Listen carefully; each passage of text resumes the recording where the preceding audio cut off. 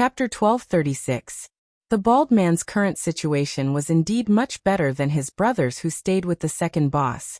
At least, he didn't have to worry about being kicked out by his boss. Compared with his brother's current situation where being with a king was like being with a tiger, the bald man rejoiced that being with a tiger was like being with a king. Although Su Yun and the others would occasionally provoke him, they wouldn't have the idea of killing him. As long as he cooperated, everything would be fine. Wei Yishan's house in Golden Light City was very easy to find. His reputation as Lord Wei was so high-profile that few people didn't know him. In the Rui residential area, which was built on the best feng shui treasure land in Golden Light City, the 4-story detached villa in the center was Lord Wei's big temple.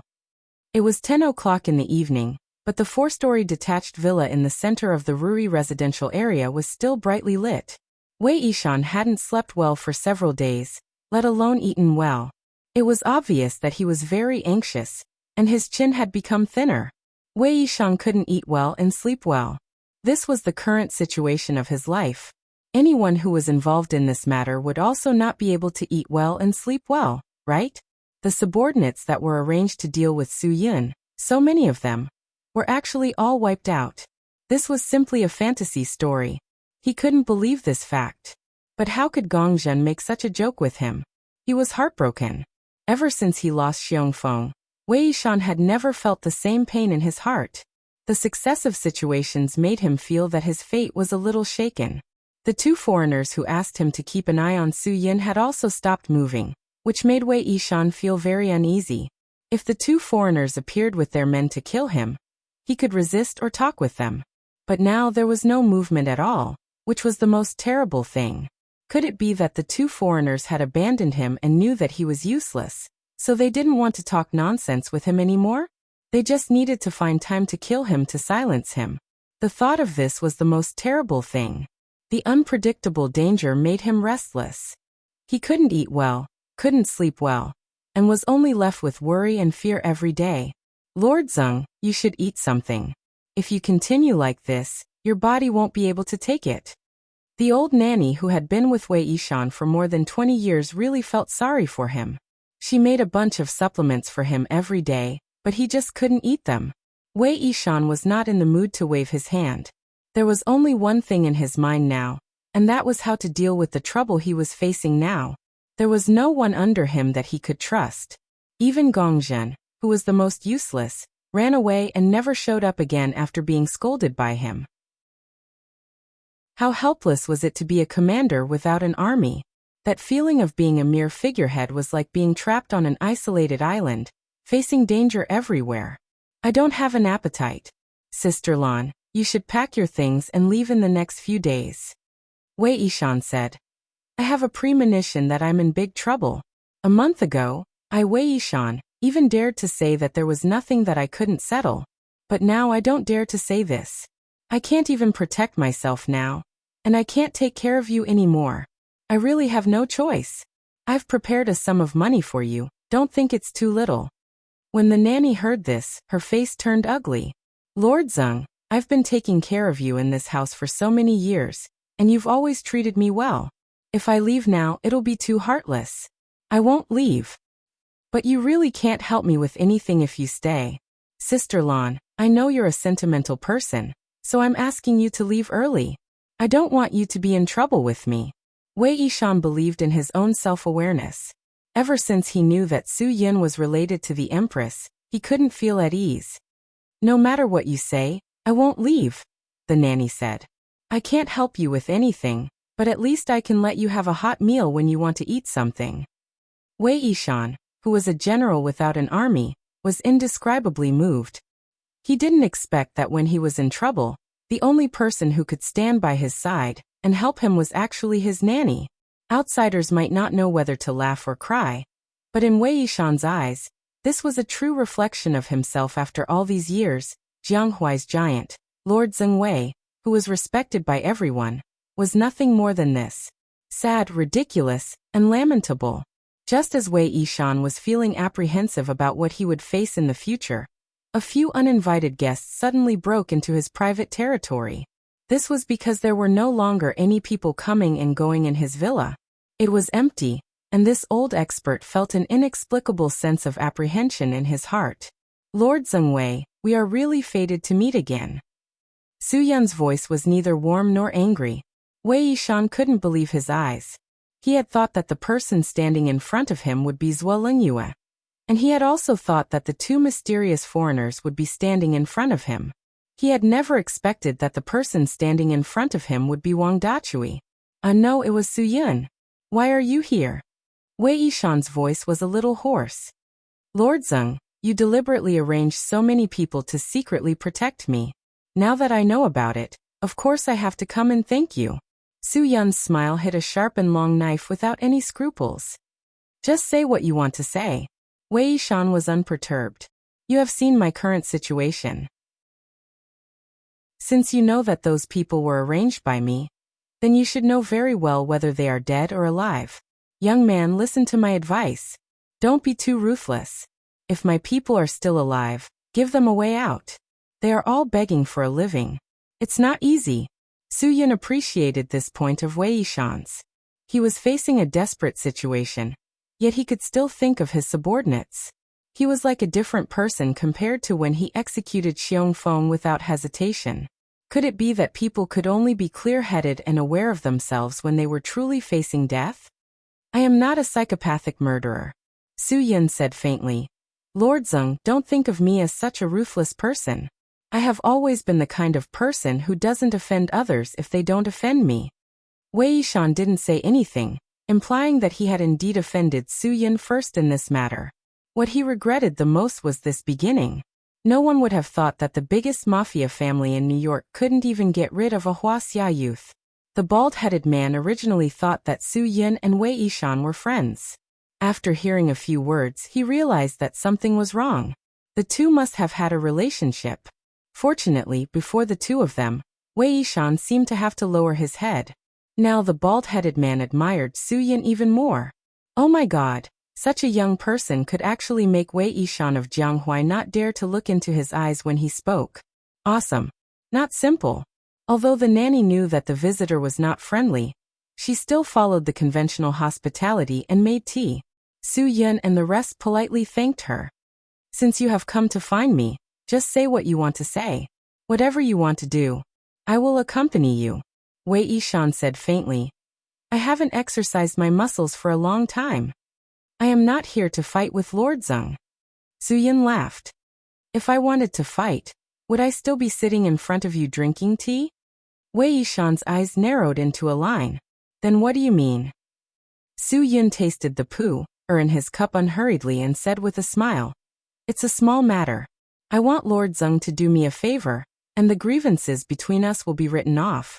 Moreover, I can help Lord Zeng put in a good word for the Empress. Then Lord Zeng won't have to worry about her finding trouble with you. Chapter 1237.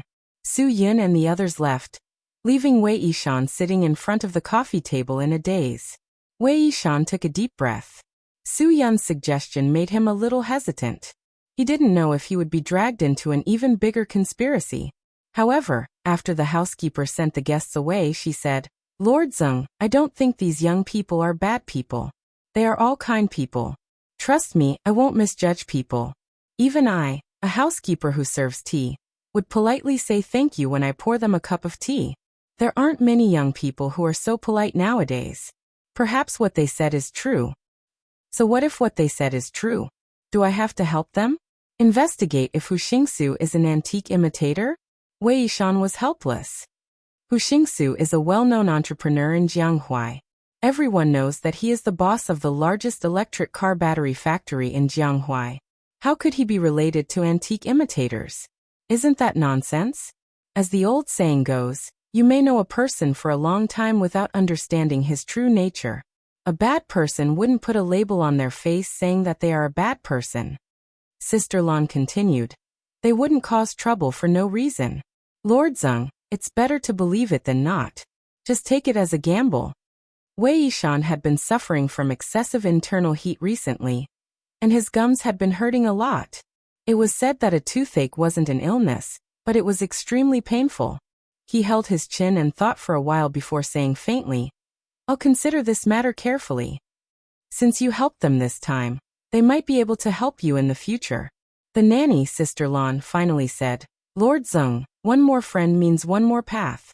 This is what you always like to say. You might not like what I'm saying. Although you have been making friends all these years, they are all fair-weather friends. Now that you are in trouble, no one can help you. You have gained face by making friends, but you have not gained sincerity. Upon hearing this, Wei Yishan lowered his head solemnly. That's right, all he got was face. Once he said that he, Wei Yishan, had friends all over the world and was called Buddha Wei wherever he went, however, except for solving troubles for others. Who else had helped him solve his problems? Haha, life was like a play. He, Wei Yishan, had always thought that he was doing well, but he never thought that he would have such a down-and-out moment. The nanny, Sister Lan, did not say anything else. She silently turned around and prepared to leave. Not to mention his friends, even his wife and children had settled down in Europe. They did not care whether he lived or died. Anyway, he had already given them more money than they could spend in their lifetime.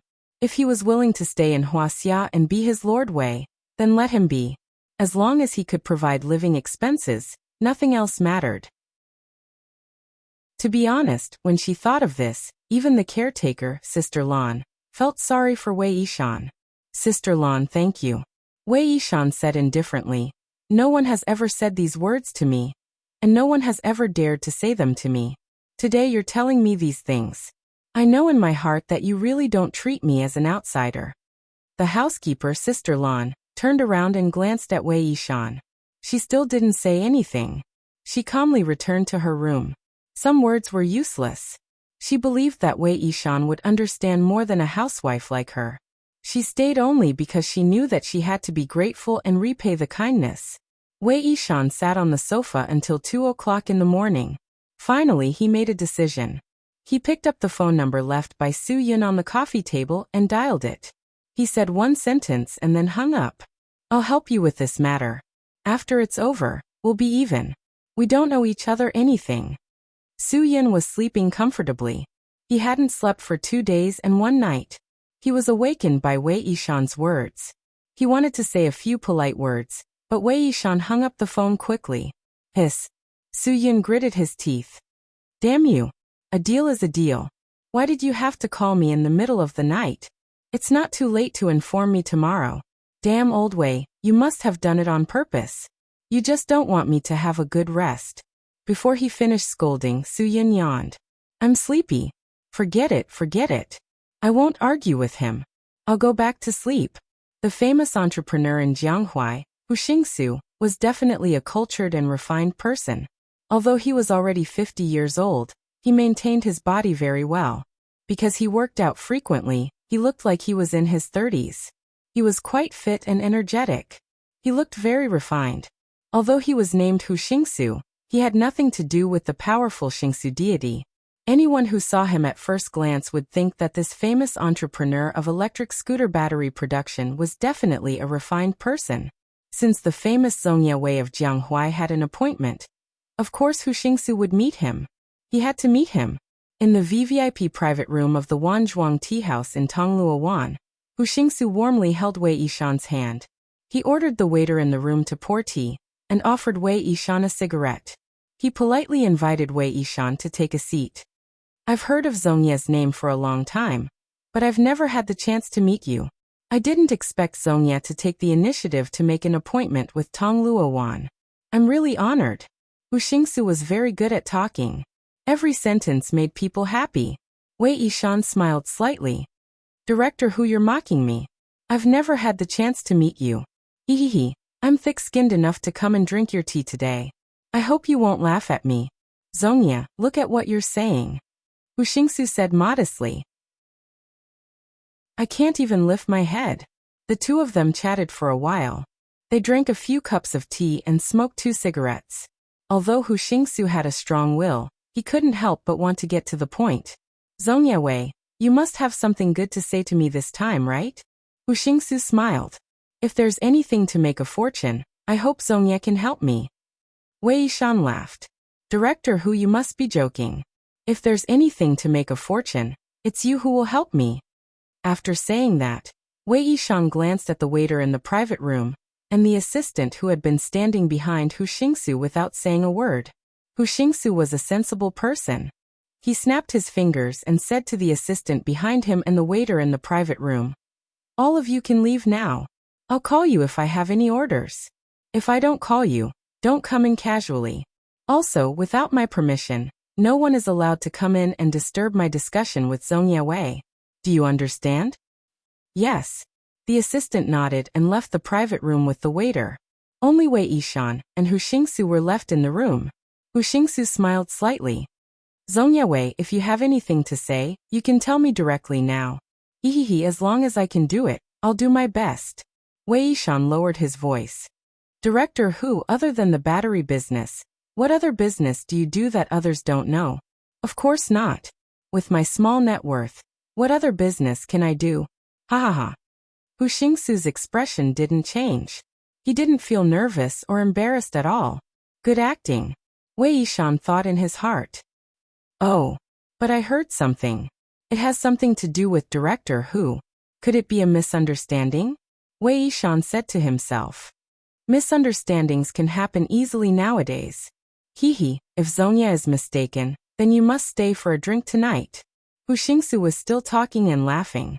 Wei Yishan narrowed his eyes slightly. What if I'm not mistaken? What if it's not a misunderstanding? Chapter 1238. Wei Yishan licked his aching gums and cursed in his heart. He knew very well that this grandson of his was playing mind games with him. Fine, since you like to beat around the bush and like to say two things in one sentence, then I'll do the opposite. Everyone knows that you're interested in antiques. I heard from a friend in Beijing that a rare treasure was unearthed recently. It's from the Tang Dynasty, a tricolored statue of the Tang Dynasty's emperor. Wei Yishan narrowed his eyes and finally noticed a trace of doubt between Hu Xingsu's brows. Oh, a tricolored statue of the Tang Dynasty's emperor? Hu Xingsu pretended to be surprised and said, Then it's definitely for a museum. If there's a chance, I'll definitely go and take a look. Wei Yishan waved his hand and said, What museum? This is a personal collection. If someone took it out to auction. Hehe, boss Hu, can you stop acting with me? I heard that it's yours. Hu Xingsu laughed exaggeratedly and said, You must be joking, Lord Wei. Who do you think I am? How can I accept such an expensive gift? Ha ha ha. Lord Wei, are you mocking me? Wei Yishan didn't fall for his beating around the bush, and insisted on being direct. President Hu, I'll be frank with you. You want to sell this thing, and I want it too. Give me a price. Hu Xingsu still looked at Wei Yishan with a blank expression. Lord Wei, I definitely know the price it was sold for at the charity auction in Beijing. Wei Yishan said, Since I came to you, it means that I know more than you think. Boss Hu, don't put on airs.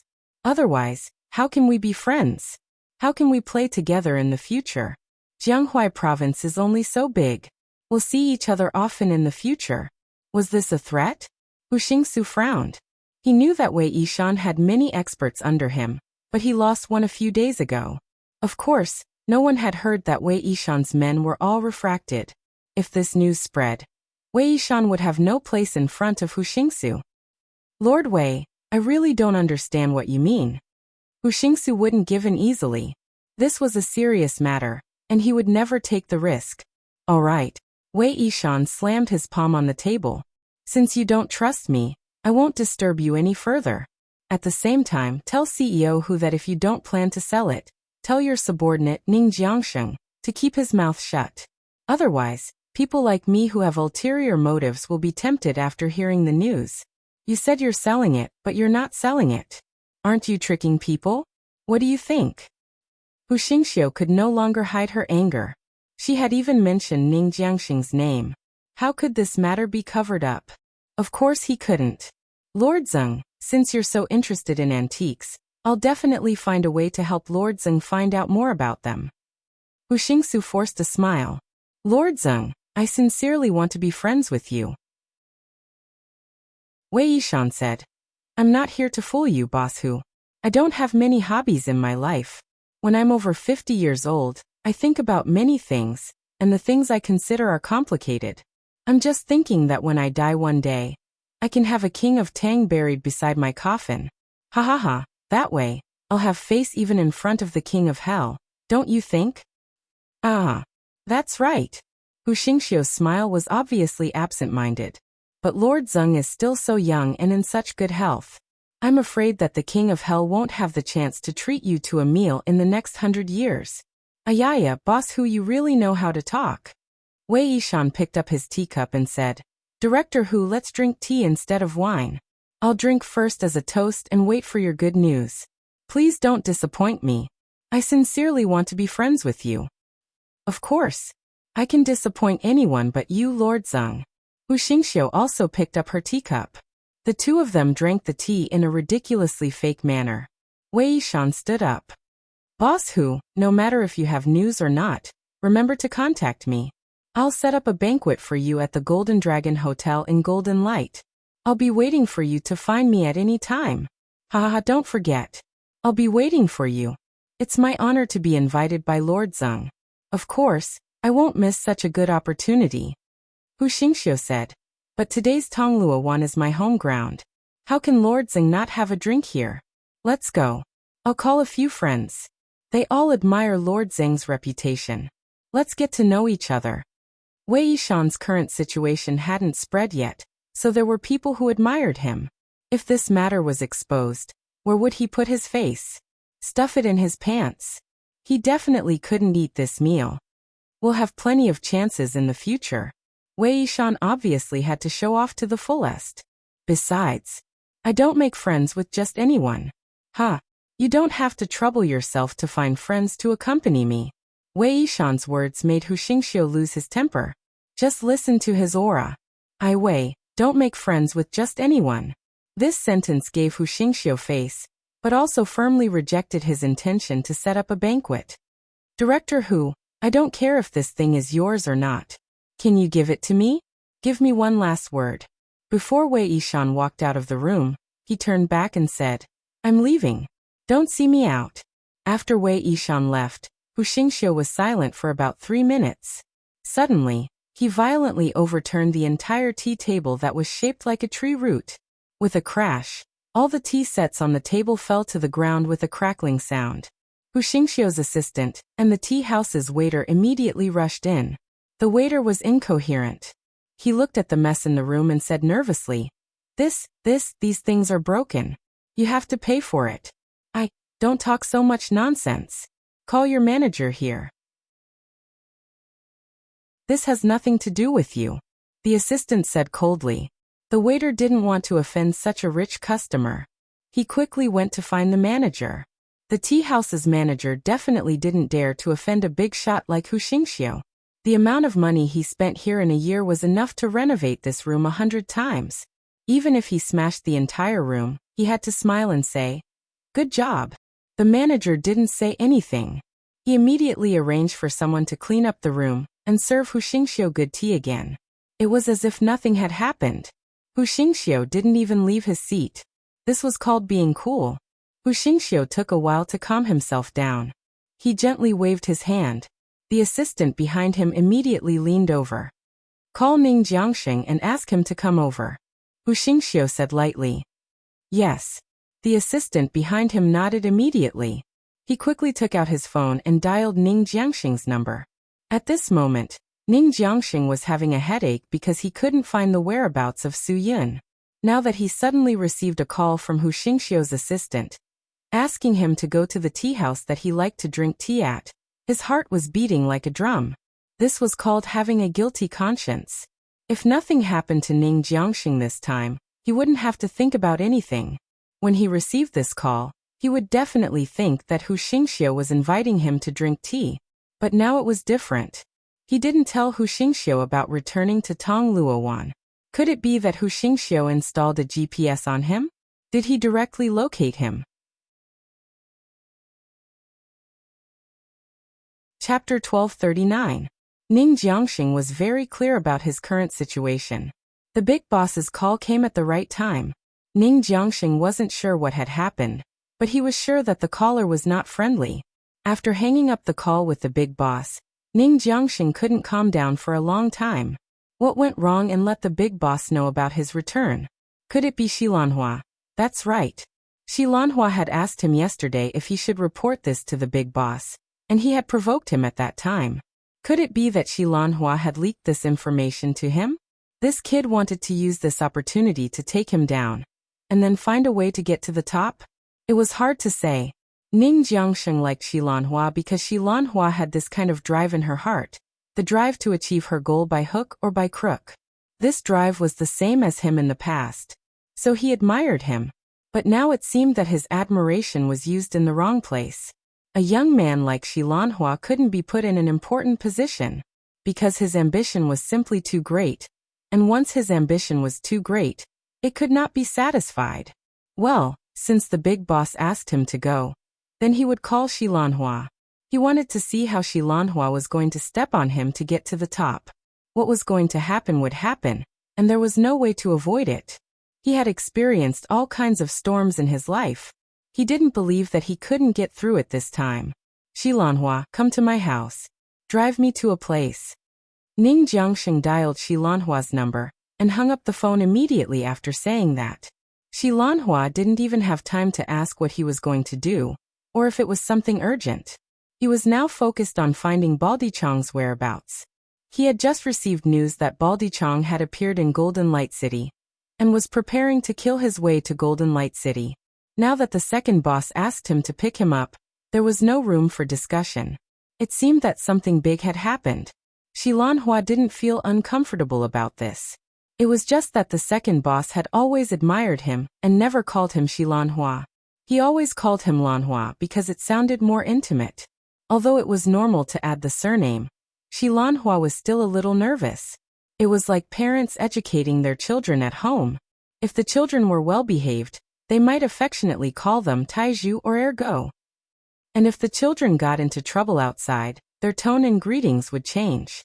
Taiju would become the stern Chin Taiju, and Ergo would become the angry Zhao Ergu. It was the same principle. Xilanhua realized that he was no longer the well-behaved child in his second boss eyes, but a shameless brat who would be scolded and scolded at any time. However, the boss was the boss after all. Since the boss had spoken, how could he not go? There was only one answer. Of course not. He had to go. He had to go. Not only did he have to go, he had to go immediately and solve this problem as soon as possible. He had to let the second boss know that he was a capable and responsible person. He was different from Baldichong, Wind Ear, and Shorty Lu. Half an hour later, Xilanhua arrived at the villa area where Ning Jiangxing lived. Because Lei had gone into the thunderstorm, it was likely that he wouldn't survive. Therefore, Ning Jiangxing didn't have a driver and left his car in the garage to collect dust. Xilanhua got out of his car and was about to knock on the door when Ning Jiangxing walked out. It seemed that he was already prepared and was just waiting for him to pick him up. Boss. Xilanhua greeted him respectfully. Where are we going? Oh, didn't I tell you? Don't you know? Ning Jiangxing's words made Xilanhua feel uncomfortable. What was this? If he knew, would he still need to ask? He was supposed to deal with Baldichong's problem, but he was called over for no reason. Although Xilanhua felt uncomfortable, he didn't show it on his face. This was his forte. Boss, I got the light. What did you do yesterday? Ning Jiangxing didn't wait for Xilanhua to finish speaking and interrupted him. Xilanhua felt suffocated. I was just about to report to you. Yesterday, of course, he went to look for Baldichong. After I left your place, I've been looking for Baldichong. Fortunately, my hard work pays off. I got reliable news that Baldichong is in Jin Dash. What's the point of looking for him now? Ning Jiangxing didn't wait for Xilanhua to finish speaking and interrupted him again. Xilanhua was no longer in the mood to continue. Moreover, his second boss had already said that there was no point in looking for him now. His boss had already said that it was pointless. If he still shamelessly looked for him, wouldn't he be looking for trouble? He didn't understand. Did second boss take too many drugs? There seemed to be something wrong with his brain. He couldn't understand what he was talking about. What exactly happened? Xilanhua's heart was beating like a drum.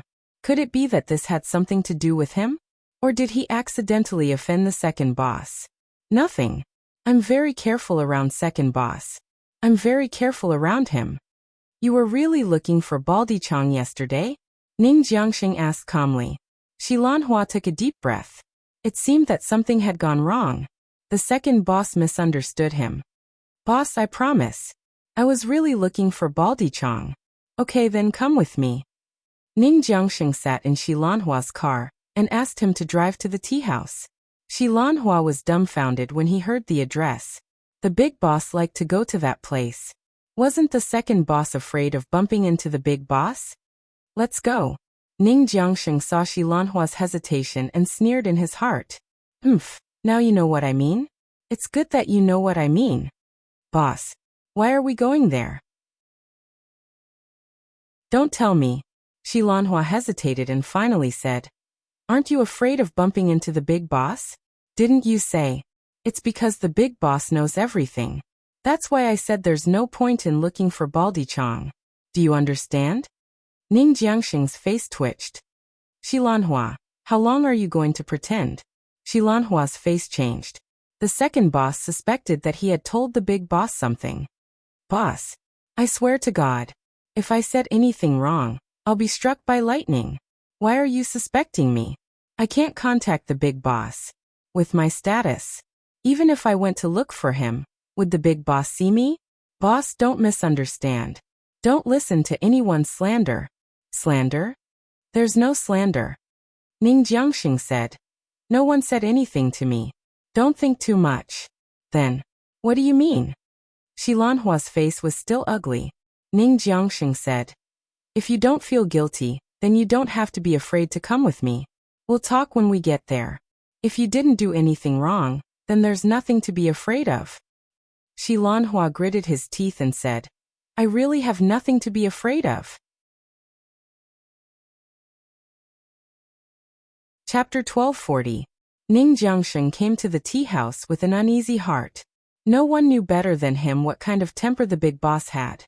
Everyone thought that the big boss was a well-educated scholar, while he, Ning Jiangxing, was the most ruthless person in the company. However, the big boss's ruthlessness was the real reason why he was miles ahead of him. In front of the big boss, Hu Xingsu, how could he be considered ruthless? How could he call it poison? If Hu Xingsu really wanted to be ruthless, he would really be like the Xingsu immortal. One big move, and he would be able to poison thousands of miles of blood. Oh my God! Boss! Ning Jiangxing walked into the private room and greeted respectfully. Xilanhua greeted him even more respectfully. Hello, big boss. Hu Xingsu didn't speak for a whole minute. Suddenly, he grabbed the cup of hot tea in front of him. Puh! He splashed it directly on Ning Jiangxing's face. The tea was still hot. Ning Jiangxing endured the burning pain on his face and didn't dare to make a sound. Then Hu Xingsu stood up and slapped Ning Jiangxing's face hard. His hand turned red from the slap. Ning Jiangxing's left cheek quickly swelled up. During the whole process, neither of them spoke. Hu Xingsu didn't say why he hit him, and Ning Jiangxing didn't dare to ask why he was hit. Xilanhua stood at the side, not daring to even breathe loudly. He didn't even dare to raise his head to look. His chin was hurting his chest. After Hu Xingsu finished venting his anger and returned to his seat, Ning Jiangxing finally opened his mouth. Boss, I know I was wrong. What do you know? Hu Xingsu said. Wrong. What did you do wrong? Tell me. What exactly did you do wrong? If King asked you to do something in Yanjing. You even let the news spread to Jianghuai. How could this matter not be spread? Now, I'm afraid that the whole country knows that I, Hu Xingsu, am not a battery entrepreneur, but someone who deals in the underground fresh goods business. Ning Jiangxing was a little confused now. Could it be that he wasn't whipped because there was a traitor? He turned back to look at Xilanhua. Looking at his apprentice's terrified expression, Ning Jiangxing realized that he might have misjudged Xilanhua. If he had been the one to report to the big boss, he wouldn't have been so panicked. It looked like Xilanhua didn't expect the big boss to be so angry, so he was so terrified. He was afraid that the fire would burn him. Boss, I really don't understand what you mean, Ning Jiangxing said. Is there a misunderstanding? Misunderstanding? Hu Xingsu snorted. All right, let's talk about the misunderstanding. What kind of misunderstanding is it for Wei Yishan to come and ask me if I have a tricolored Tangking to sell to him? It would be fine if he didn't mention your name, but I can still think of what kind of misunderstanding it is. But he even mentioned your name, Ning Jiangsheng, and what kind of F*King misunderstanding was this? What does Ning Jiangsheng count for? Why would Wei Yishan know? If you didn't spread the news everywhere, he wouldn't have known. When Ning Jiangsheng heard this, he almost knelt down in front of Hu Xingsu. Boss, I swear to God, I, Ning Jiangsheng, didn't say a single word outside. I don't even know how Wei Yishan knew about this. If you don't believe me, you can ask him, ask Xilanhua. I handed this matter over to him when we arrived in Yanjing. He was also the one who disguised himself to sneak into the auction. F***ck. Xilanhua cursed in his heart. He finally understood his purpose here. He was Ning Jiangsheng's F***king scapegoat. Ning Jiangsheng was starting to push the blame to him. When the big boss got angry, he would be the one to die. It had nothing to do with him, Ning Jiangsheng.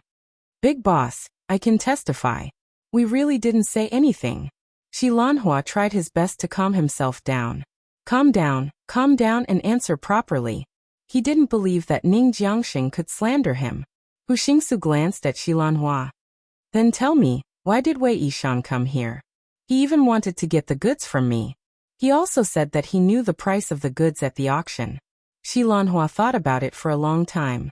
His Adam's apple moved, and he nervously swallowed.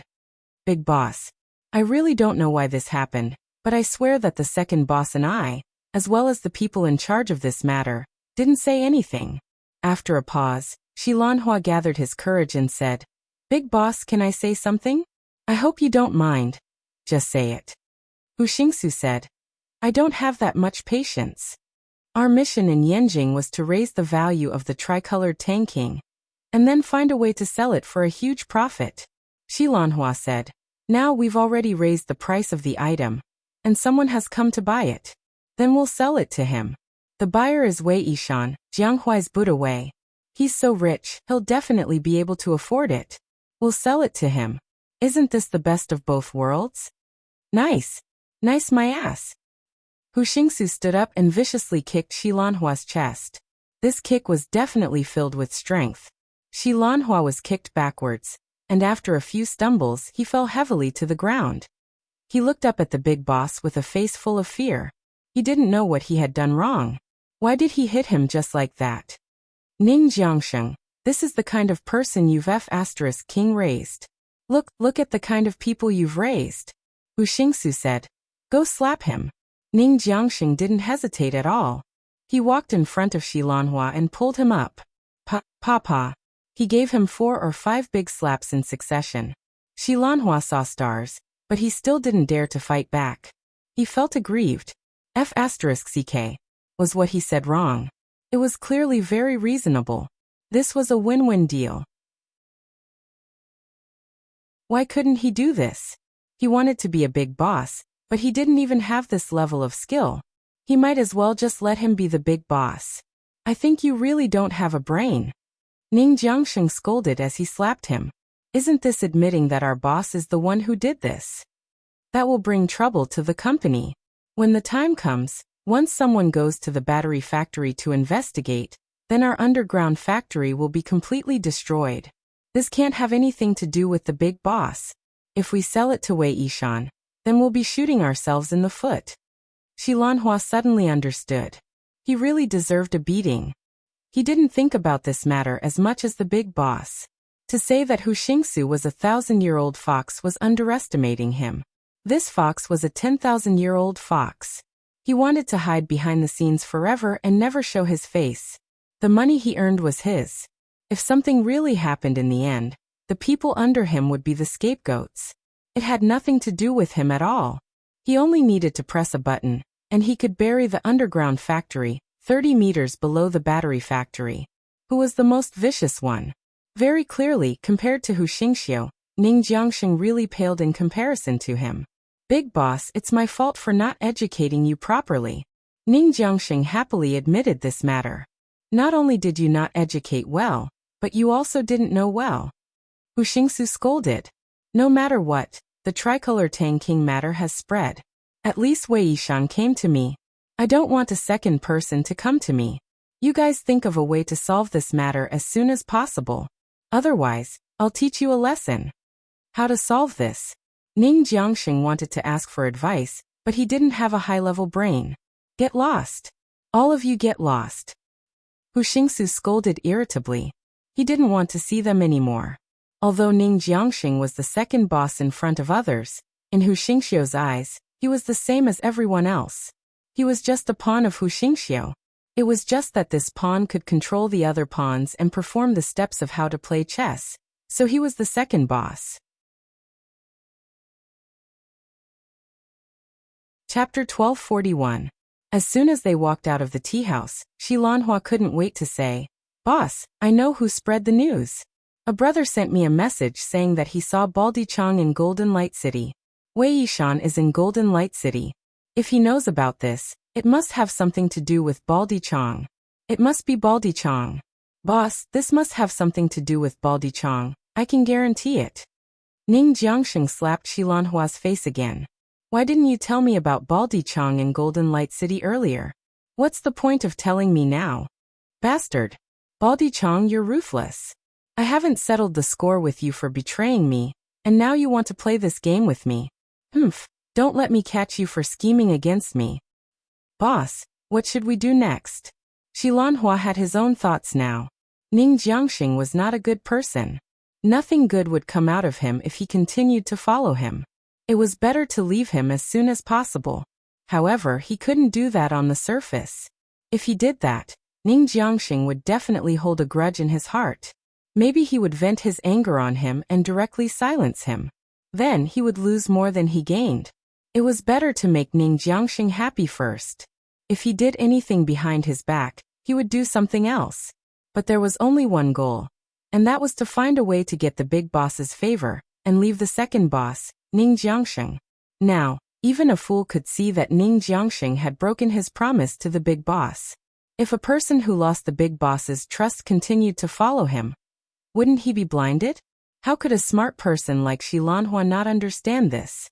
It didn't matter if he was slapped twice. In the future, he would be thrown into the Yangtze River to feed the fish if he didn't get shot twice. What can we do? Find Baldi Chang for me. Someone has to take responsibility for this. If you can't find Baldi Chang, then you take responsibility for this. Ning Jiangxing was no longer polite to Shi Lanhua. Things had already come to this point. There was no point in pretending anymore. Shi Lanhua definitely knew what kind of person he was. He didn't intend to continue playing the hypocrite. Shi Lanhua lowered his head and said yes. There was no expression on his face. "Fine, since you are so heartless, then don't blame me for being unjust. If I do anything to make you feel uncomfortable, then you asked for it. Scram. Hurry up and get it done for me." Ning Jiangxing waved his hand in annoyance. After that, he realized that he had come in Shi Lanhua's car. He said to him in annoyance, "Take me back first. Also, tell Wind Ear and Shorty Lu to be more careful. If you don't want to work anymore, then get the hell out of here." 7 o'clock in the evening, Taste of the Sea restaurant. Wind Ear and Shorty Lu sat in front of a table full of seafood with sullen faces, but they had no appetite at all. After listening to Shi Lanhua's words, they muttered in their hearts. Shi Lanhua told them that the big boss already knew about Baldi Chang's incident. Now that Ning Jiangxing had been scolded to death by the big boss, there was nothing they could do about it. Ning Jiangxing would definitely find a way to get someone to take the blame. The few of them who went to Yanjing to deal with the three-colored Tang King were the best scapegoats. The most suitable scapegoat, Baldi Chang, had already betrayed them. Moreover, the people who betrayed him must be very powerful. They could even contact Wei Yishan. Shi Lanhua had his own opinion on this matter, but he didn't mention it to Ning Jiangxing. He believed that Baldi Chang must have contacted Wei Yishan together with those people. Those people were even more powerful than Wei Yishan. Wei Yishan had no choice but to compromise and meet with the big boss. He didn't know the reason for the meeting, but Shi Lanhua's intuition told him that there was definitely a problem. He felt that Wei Yishan definitely knew that there was a problem with that thing. This was the key point. If they couldn't figure this out, they might be in danger. This was the bargaining chip that Xilanhua used to get credit from the big boss, so he wouldn't mention it to anyone. Let me say something. I treat you guys as my brothers. Xilanhua said. I really want to ask you, brothers.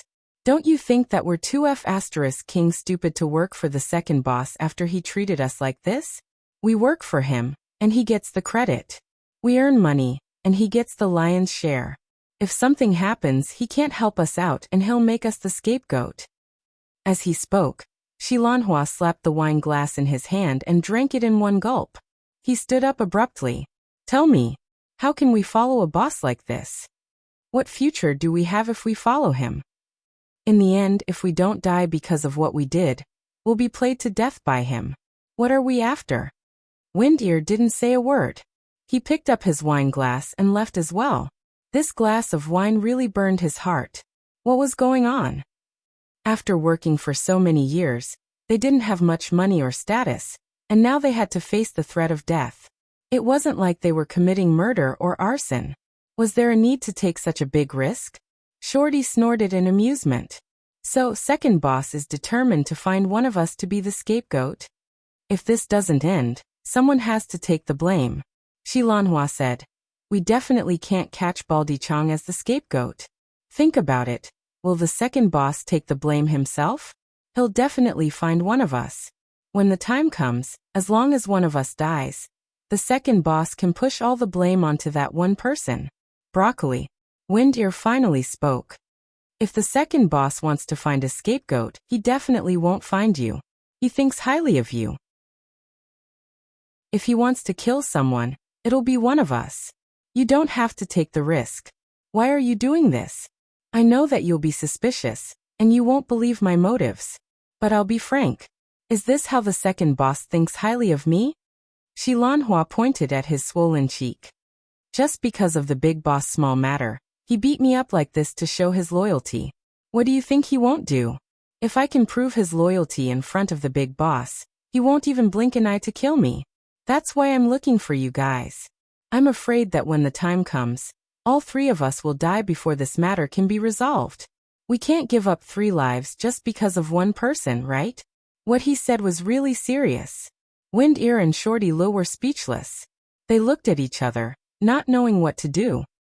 Why don't we go all the way? Just kill Ning Jiangsheng. Xilanhua gritted his teeth. That way, we won't have any future problems. Wind Ear and Shorty Lo were shocked. They couldn't believe that Xilanhua said this. If it had been Baldy Chong, they might not have thought much of it, but when it came from Xilanhua, they were shocked. After all, in the eyes of Wind Ear and Shorty Lo, Xilanhua was the second boss favorite. So how could Xilanhua do this to the second boss? This was simply disgraceful and unfilial. Brothers, I was forced.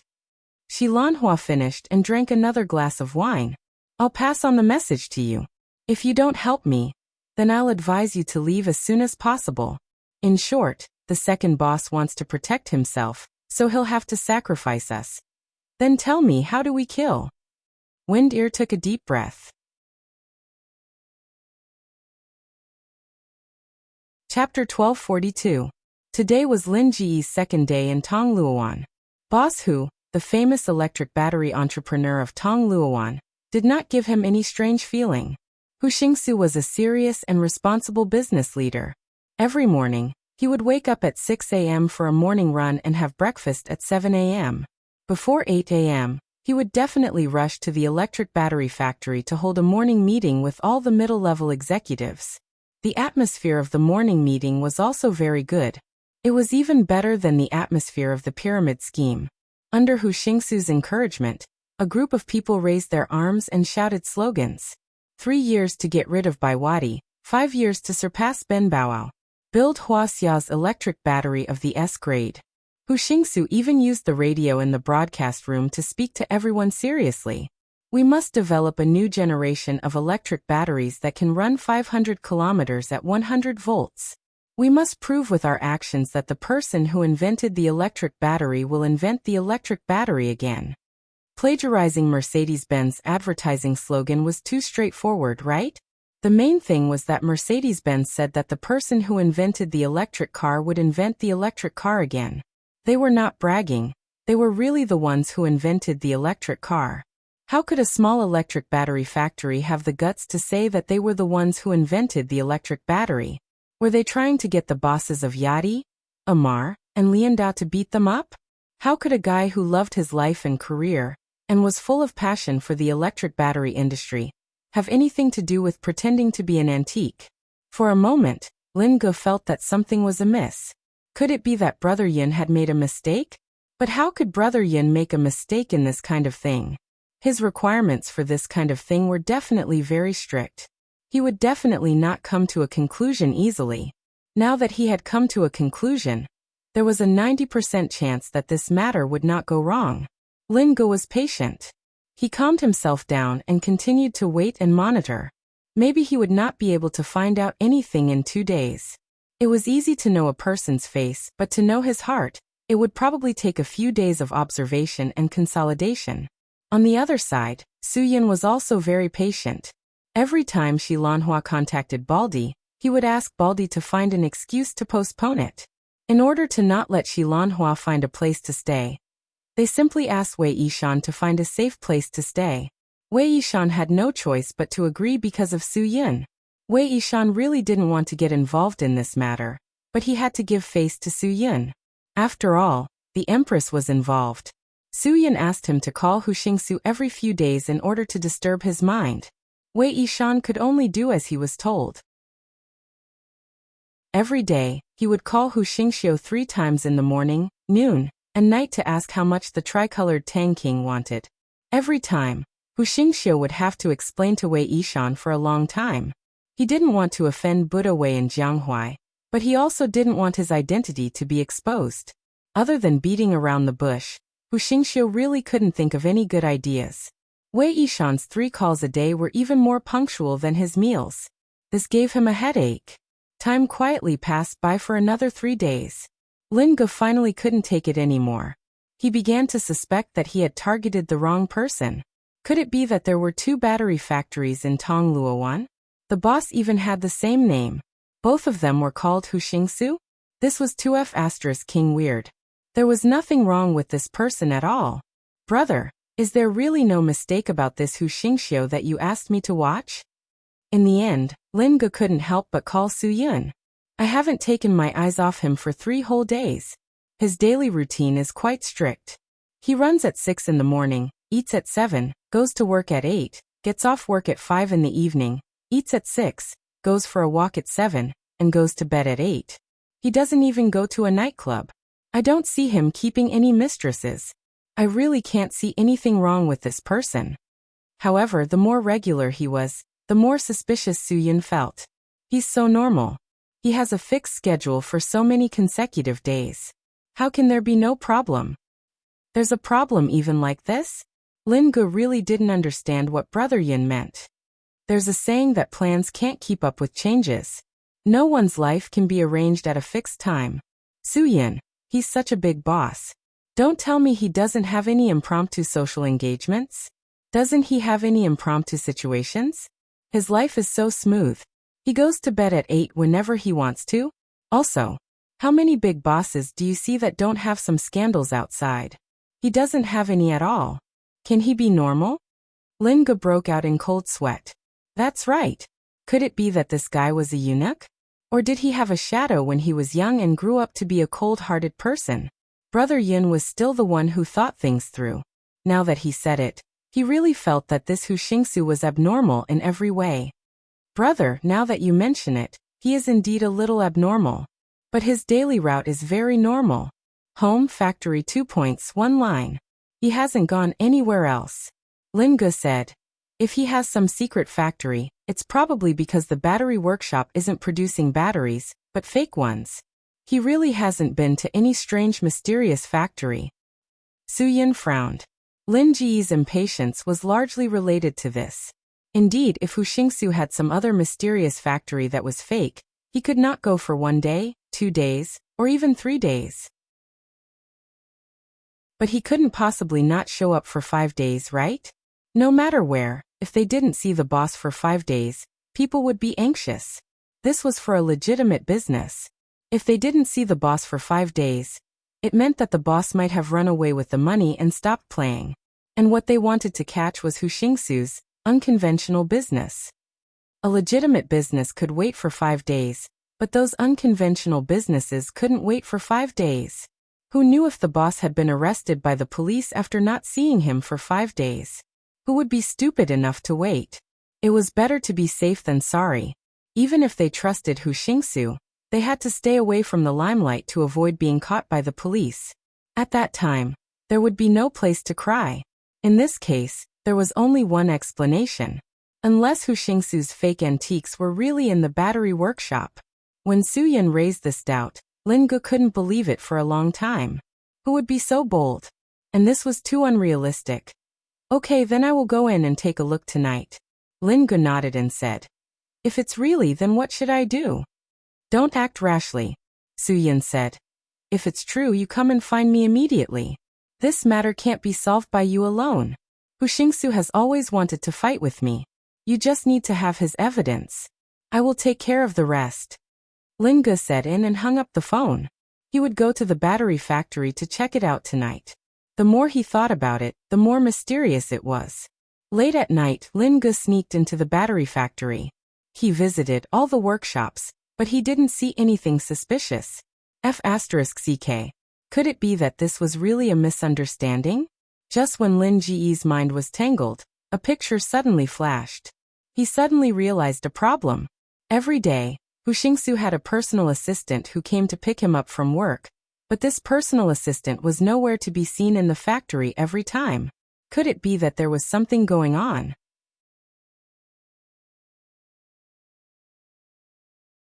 Chapter 1243. People tend to overlook the things in front of them. Things that seem unimportant might be really important. Just like Hu Xingsu's assistant. As long as he was in the battery factory, he would disappear and not be by Hu Xingsu's side. Once he was outside, he would stick close to Hu Xingsu. If that was the case, what was he doing in the factory? Hu Xingsu couldn't have hired an assistant and only use him outside, right? If it was just an assistant to take care of his daily life, any male boss would find a lady to accompany him to eat, drink, and chat. How nice would that be? Finding a male assistant was to help him with his work and help him share all kinds of troubles and work pressure. He was not someone who would disappear the moment he arrived at the factory. If anyone said that there was no problem, then he must be blind. Lin Ge slapped his head hard. I have to keep an eye on Hu Xingsu's assistant tomorrow. I have to find out when he disappeared and where he disappeared. I have to find out when he appeared and where he appeared. Maybe this factory's problem was more complicated than they thought. The secret must be with Hu Xingsu's assistant. That night, Lin Ge didn't sleep well. His mind was filled with memories of the past few days, but he just couldn't remember when that assistant disappeared every day. The next day, everything was as usual. The assistant came to pick up Hu Xingsu on time. Both of them rushed to the battery factory. Hu Xingsu had a morning meeting as usual. During the meeting, he would still shout his slogan passionately and copy the Mercedes-Benz advertisement slogan. Just when they were shouting their slogan, the assistant suddenly turned around and went back to Hu Xingsu's office before Hu Xingsu. Everything seemed so natural. Lin Ge took a deep breath. There was nothing wrong with the assistant going to the office in advance. He should prepare the documents and make the tea for the boss. Everything should be done. After the passionate moment, Hu Xingsu also went to the office. Lin Ge used his binoculars to observe from afar. He hoped that he could see if the assistant would leave after Hu Xingsu entered the office. But when Hu Xingsu went to the office and opened the curtains and windows, Lin Ge finally realized a big problem. No one had prepared tea for Hu Xingsu or prepared any documents for him. There was no one else in the office except for Hu Xingsu. Lin Ge clearly saw the assistant walk into the office with his own eyes. Moreover, he was very sure that the person who went in never came out again. The battery factory's office building had 2 floors. Hu Xingxiu's office was on the first floor. It was a very conspicuous place. As long as there were people coming in and out, they would definitely notice it. Even if it was unconscious, Lin Ge would still be able to detect it from the corner of his eye. However, even though he was paying close attention, he He still didn't see anyone coming out. F***CK. Could it be that this room had Doraemon's anywhere door? Otherwise, where would she go? She couldn't be hiding under the desk and secretly adding chrysanthemum to Hushingsu every day. Ugh, Lin-gu felt a little disgusted. Since all these could be ruled out, this room must have a problem. As for what the problem was, he couldn't be sure now. He could only go in at night to take a look. Su-yin had taught Lin-gu to be patient. Therefore, Lin-gu was quite patient when doing things. He knew that he had to wait for an opportunity. Haste makes waste. Some things were often more difficult to achieve the expected goal. In the dead of night, Lin-gu went to the battery factory again. What surprised him was that Hushingsu's office had a very strict anti-theft lock. As long as he dared to open the door, the whole factory would sound the alarm. In order not to alert the enemy, Lin-gu suppressed his curiosity and rushed to Su-yin overnight. He knew that he had found the secret that he was looking for. This factory had a problem, this office had a problem, and Hushingsu's assistant had a problem. And the root of all these problems seemed to be this assistant. After Lin-gu told everything he saw to Su-yin and the others, he breathed a sigh of relief and gulped down a large cup of cold water. He pushed the cup in front of Ma Sanner and said, "Another cup." Ma Sanner kicked Baldy and said, Go and pour water for your brother Lin. How can you be so blind? How can you survive like this?" Baldy Chong didn't hesitate to pick up the cup and pour water. He was willing to do this work. As long as he could integrate into their group, he wouldn't be tired of serving tea and pouring water. Even if he had to scrub the toilet, he wouldn't complain. Lin-gu glanced at Baldy and said to Ma Sanner, "Third brother, not bad. When did you take in this little brother? He has a good aptitude and is quite energetic. He can do any work with just a little bit. Not bad, not bad. If you have such a good little brother, introduce one to me. It's rare to see such a good little brother these days." Ma Sanner smiled proudly and pointed to Baldy and said to Lin-gu, "If you like him, you can take him. You can order him around however you want. You don't have to be polite. Really, we are brothers, right?" "Then I won't be polite." Lin-gu grinned and said to Baldy, "Don't let the water cool down. Make some tea. I've wasted too much energy these days. I'm so sleepy that I can't open my eyes. Drink some tea to relieve your tiredness." Okay. Baldy nodded repeatedly. No matter who it was, as long as one of them was willing to take him in as a little brother, he would be happy to make tea. "I'm afraid that this little brother will be a hot potato." "Ah." Ma Sanner grinned and said, "He's the one who betrayed us. He's one of the people who helped promote the tricolored Tang King in Yanjing. However, he was about to be used as a scapegoat. He realized that he couldn't be used for nothing, so he came over to help us." Lin-gu shook his head and said, "Then forget it. I can't take in this little brother. I don't think Brother Yin will agree. Forget it, I'll make the tea myself." I'll do it. Even if you want me to leave immediately, I'll do whatever you want." Baldy Chong firmly believed that he could use his actions to move them, so that they would be too embarrassed to drive him away. "I have this problem.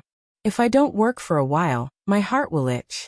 If you don't order me around, my whole body will feel weak." Lin-gu sucked in a breath of cold air. "Oh my god, is this the legendary cheap bone?" Ma Sanner also had goosebumps because of this cheap bone. He muttered and cursed. "Damn, I don't have the mood to order you around anymore." Okay.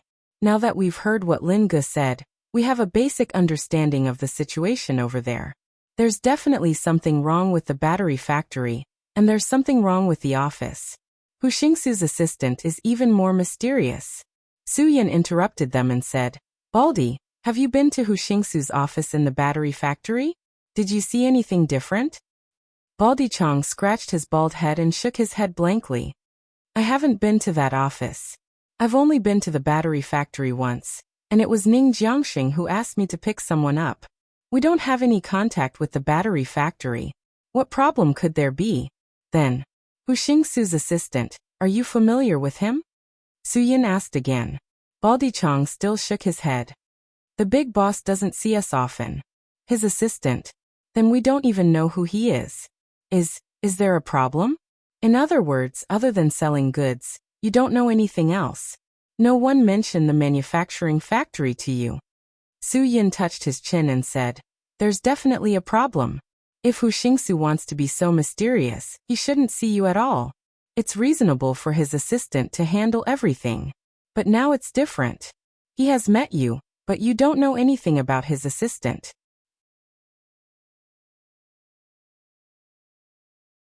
Chapter 1244.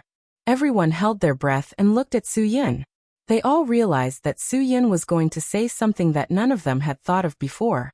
And this was definitely the most important clue for them to get rid of this group of daring high-level counterfeiters. If I make a bold guess, all of you should consider whether there is such a possibility. Su Yin said calmly, actually Baldi-chang, all of you, and even Ning Jiangsheng, think that the big boss Hu Xingsu is not the real mastermind behind the scenes. He is just a puppet. And the real mastermind behind the scenes is very likely to be Hu Xingsu's assistant. If not, it means that there is someone else controlling this assistant to monitor and order Hu Xingsu. F***ck. It can't be so complicated, right? Baldi-chang's brain instantly turned into a pile of paste. This was the company that he had worked so hard for so many years. If the company was so complicated and he didn't realize it at all, it was really scary to think about it. Phew, Ma San'er said with emotion. TSK. If it is really like what you said, then our opponent is too meticulous, right? Even a 10,000-year-old fox spirit might not be as cunning as him. We have been watching this for so long, and we only just realized that the mastermind behind the scenes might be someone else. Pigeon said that Hu Xingsu's assistant disappeared every day after entering his office. So, I think that he is the mastermind behind the scenes. Hu Xingsu is personally in control. Su Yin. If he is still the middleman, then the mastermind behind the scenes will not let his eyes leave Hu Xingsu.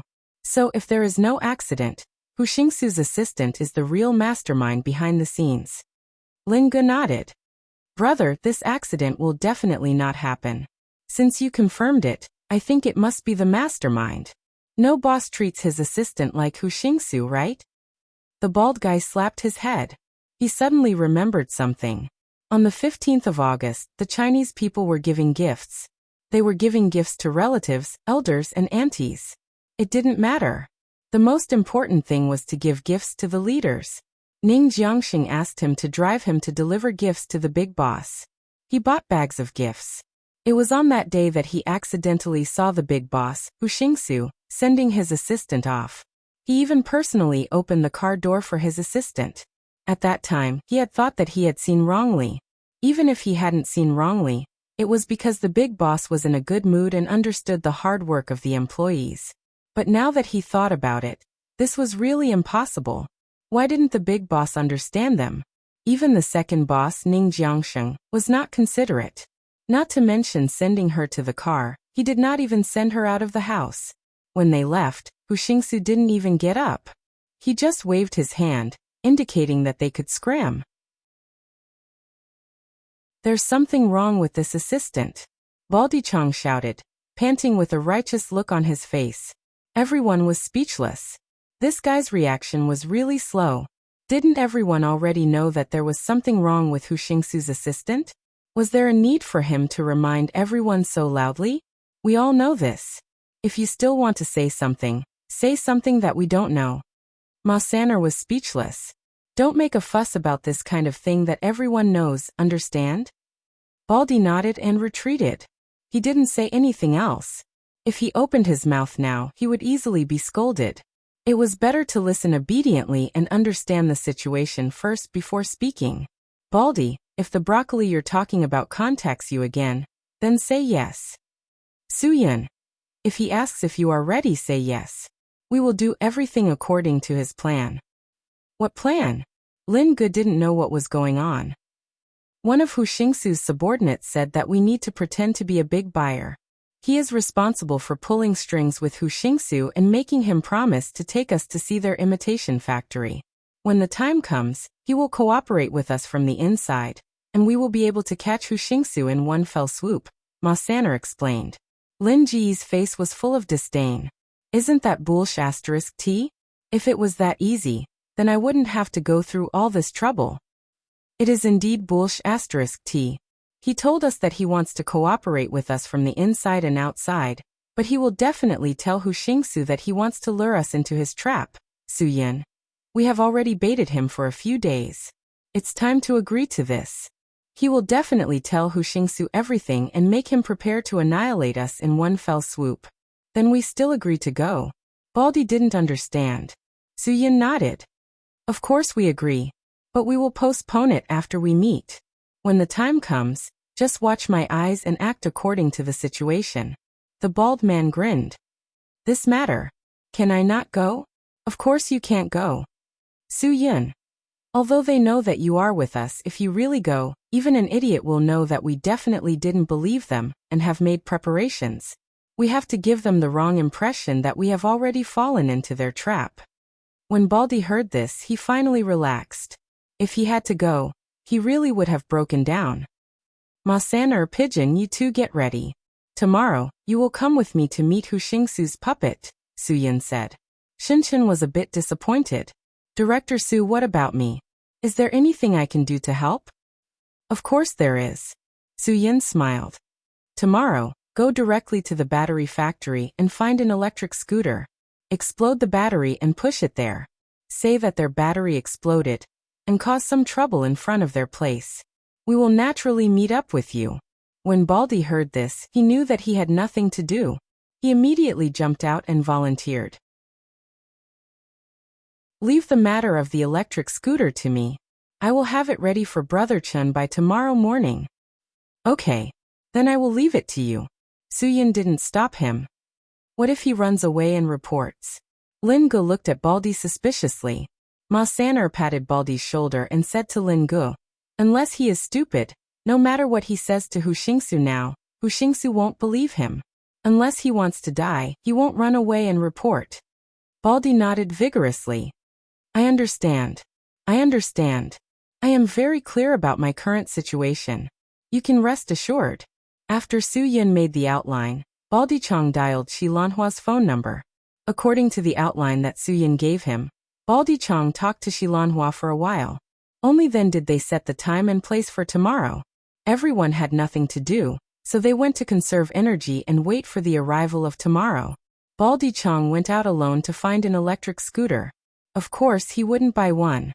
There were so many electric scooters on the road. He would just take advantage of the fact that no one was around to find one. This was a small matter for Baldy Chong. After a night of discussion, everything was decided. Now, everything was ready except for the east wind. At 10 o'clock sharp the next morning, they met at the agreed place. After Su Yin and the others stopped, they saw a black Tiguan flash its headlights at them twice. Then, it honked twice and drove in front to lead the way. They had just met and they were already playing tricks. They said that they would meet together, but now they wanted to lead them into a trap? Only idiots would follow them. Su Yin and the others ignored the Tiguan that slowly drove away. In the end, after the Tiguan realized that something was wrong, it slowly drove back. A person jumped out of the front passenger seat and knocked on the window. We were sent by Boss Hu to pick you up.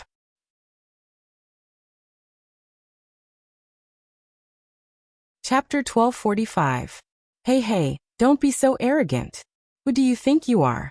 Our big boss has already given us enough face by arranging for us to invite you. What else do you want? The man who got out of the Tiguan was a little impatient. He turned around and threw out such a sentence. His face was full of dissatisfaction and irritation. Once he said that, would Lin Gu agree? Of course he couldn't agree to it. Instead, he kicked the face of that person who had turned around. These bastards want to play mind games? Fine, then there's no need to be polite. Let's do it, and let them know that the person they provoked is not someone to be trifled with. Obediently lying in the nest is a good child. You don't have the qualifications to be rude to me. Even your boss doesn't have the qualifications. The man who was kicked flying definitely didn't expect the other party to be so violent. He wanted to turn around and curse, but Lin Gu directly grabbed his throat and slapped him on the Tiguan. Before he could react, he was slapped twice. What kind of attitude is this? Do you know who you are? You don't know, right? Why did your boss ask you to come here? Think about it. He didn't ask you to come here and pretend to be a big boss. Lin Ge scolded. Go back and ask your boss to come here himself. A businessman shouldn't King go back on his words. You what? CKU. Lin Ge said unceremoniously. If you want to die, just say it.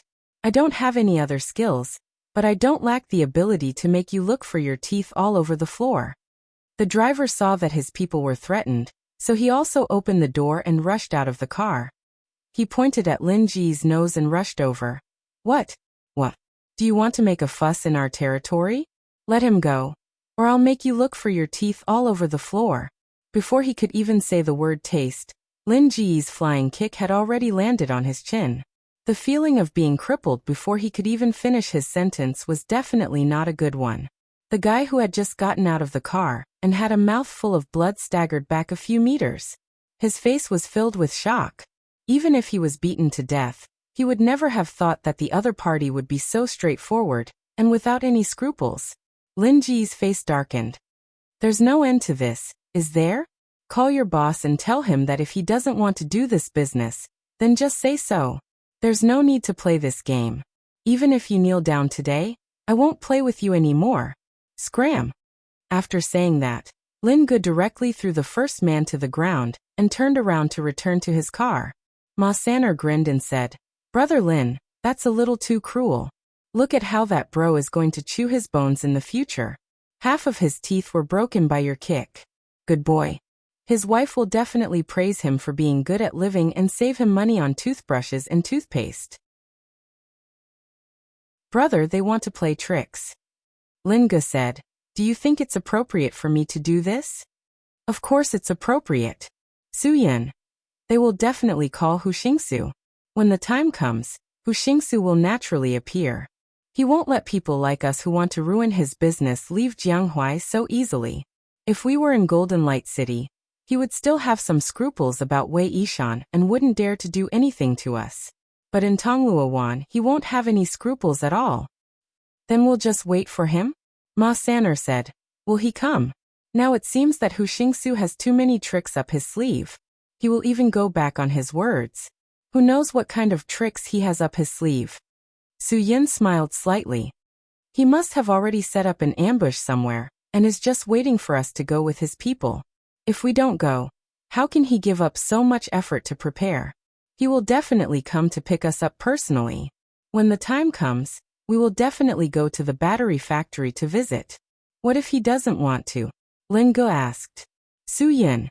If it's you, what will you think? Will you quickly agree to these people's requests, coax them, and then directly take them to the ambush point to deal with them? Lin Ge nodded.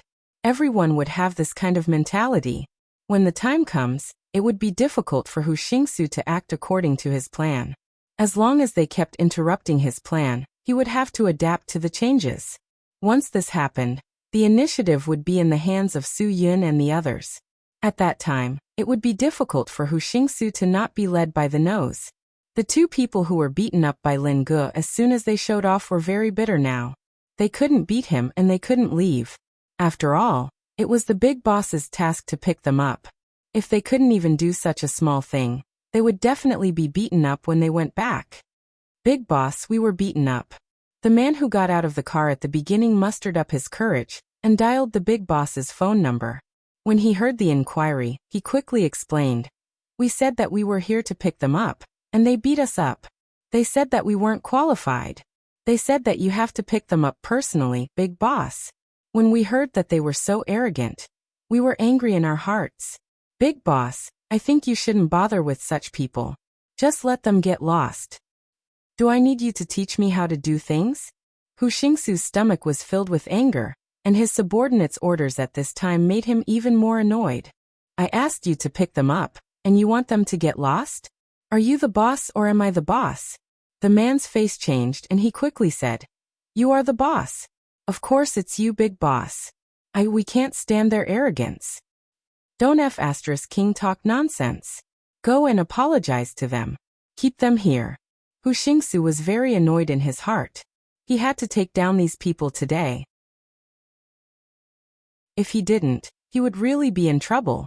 The man who originally wanted to complain and ask for sympathy didn't expect to be scolded by the big boss instead. He hung up the phone dejectedly and said to the wretch beside him whose mouth was full of blood and half of his teeth, "Big boss asked us to go and apologize and find a way to keep them here. He will rush over immediately." "Us? Apologize? They are the ones who beat people up. I don't want to do this either. But the big boss has already spoken. What can I do? Can I say no?" The man was very annoyed. "Okay, stop King nagging. Apologizing won't kill us. We won't lose a piece of meat." The two people who were quite arrogant and impatient just a moment ago now had a serious and fake smile on their faces as they walked to Soo-Yun's car. Lin-gu rolled down the window and glanced out at the two people, without saying anything. The two people looked at each other. Finally, the first man opened his mouth and explained, "Bosses, this is a misunderstanding. It's all our fault. You are the big boss. Please forgive us. Our big boss will come in person soon." "He should have come in person long ago," Lin-gu said disdainfully, then ignored the two people and directly closed the window. The two brothers standing outside were at a loss. They had delivered the message, but what did the other party mean? Because they were afraid that the other party would leave again, the two brothers didn't dare to get in the car. They just stood beside Soo-Yun's car stupidly, silently waiting for the big boss to hurry over and solve their embarrassing situation. About 30 minutes later, a 7 Series golden BMW rushed over and stopped directly next to Tiguan. The driver got out of the car and quickly opened the back door. Hu Xingsu then got out of the car. Soo-Yun and all the others' attention was not on Hu Xingsu, but on his mysterious assistant. However, to everyone's disappointment and relief, the mysterious assistant didn't appear beside Hu Xingsu.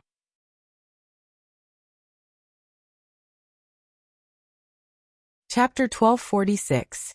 Seeing that Hu Xingsu had finally arrived, the two underlings who were full of grievances hurriedly walked beside Soo-Yun's car towards their big boss. As a result, just as they walked in front of Hu Xingsu, before they could even complain, Hu Xingsu gave them 2 tight slaps in the face.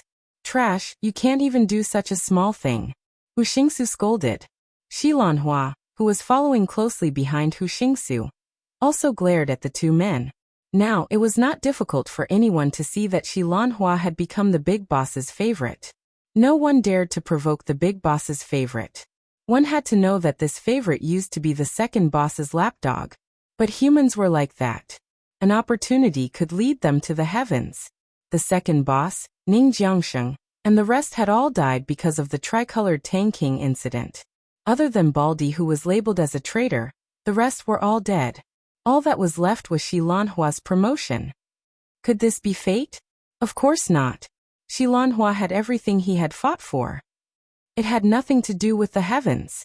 When had the heavens ever cared about him? If he hadn't fought back and been a little more ruthless, he would be the one dead now, not Ning Jiangsheng. Seeing that the main character had appeared, Lin-gu immediately jumped out of the driver's seat. Ma San'er also walked out from the passenger seat and opened the door for Soo-Yun. Because someone had opened the door for Hu Xingsu just now, Ma San'er could not let Brother Yun lose face. Soo-Yun walked out of the car. This was the first time he had interacted with Hu Xingsu. He saw Shi Lanhua beside Hu Xingsu. Shi Lanhua even gave him a "everything is ready" look, as if he wanted Soo-Yun to rest assured and go with them. He almost gave Soo-Yun an okay sign behind Hu Xingsu's head, as if he was afraid that Soo-Yun would not believe him.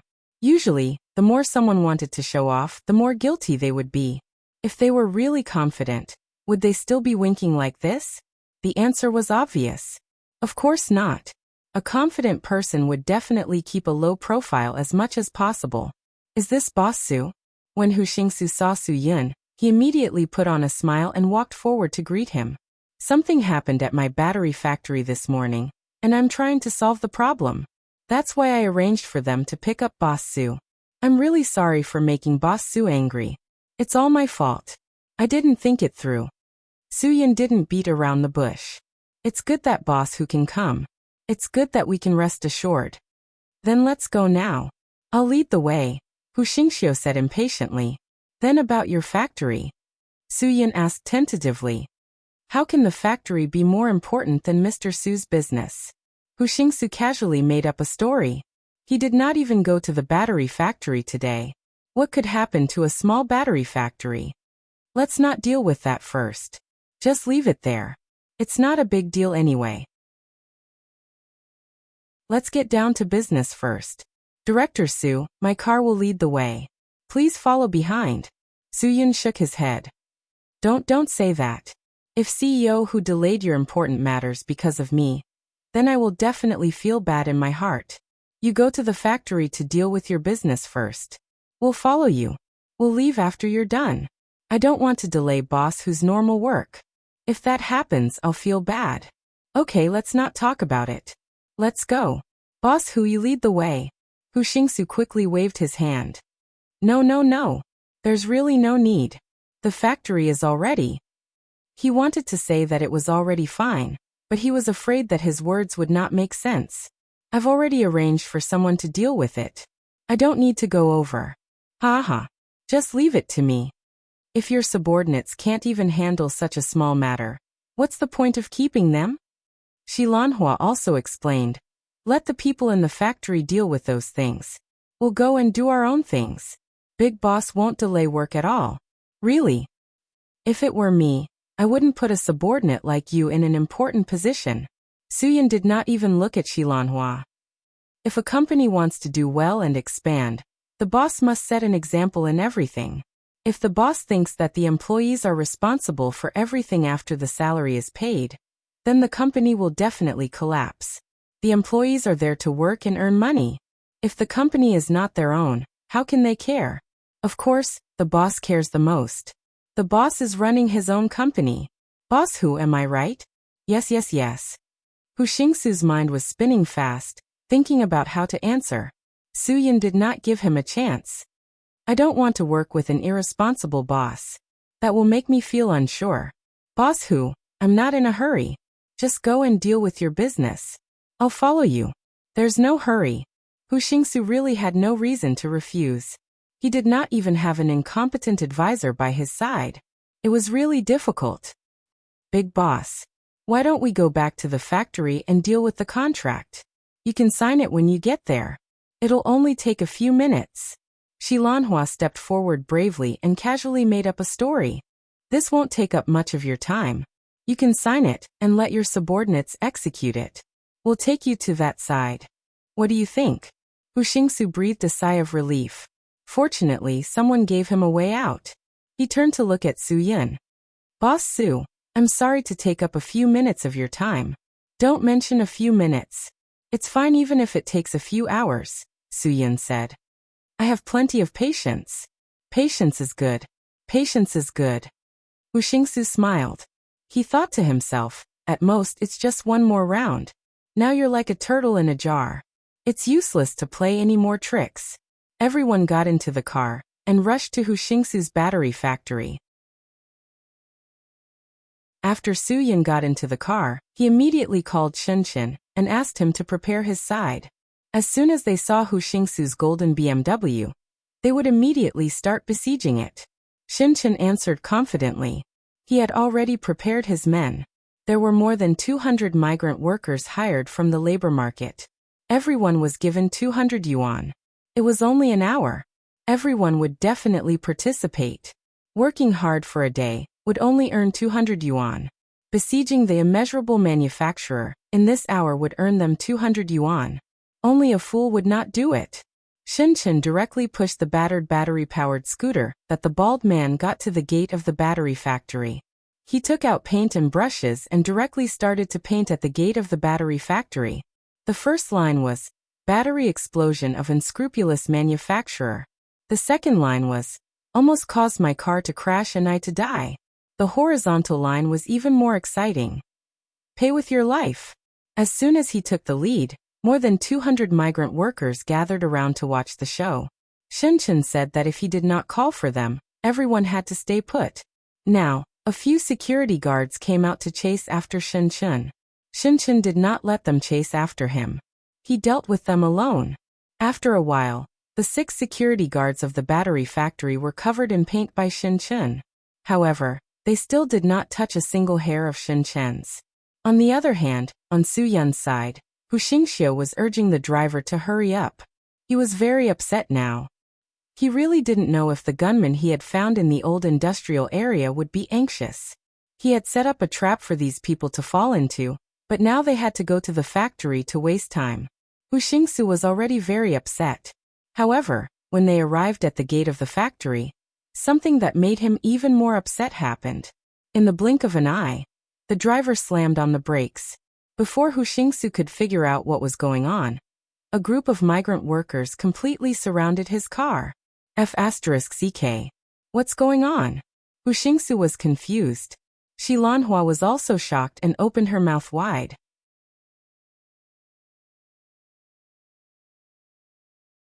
Chapter 1247.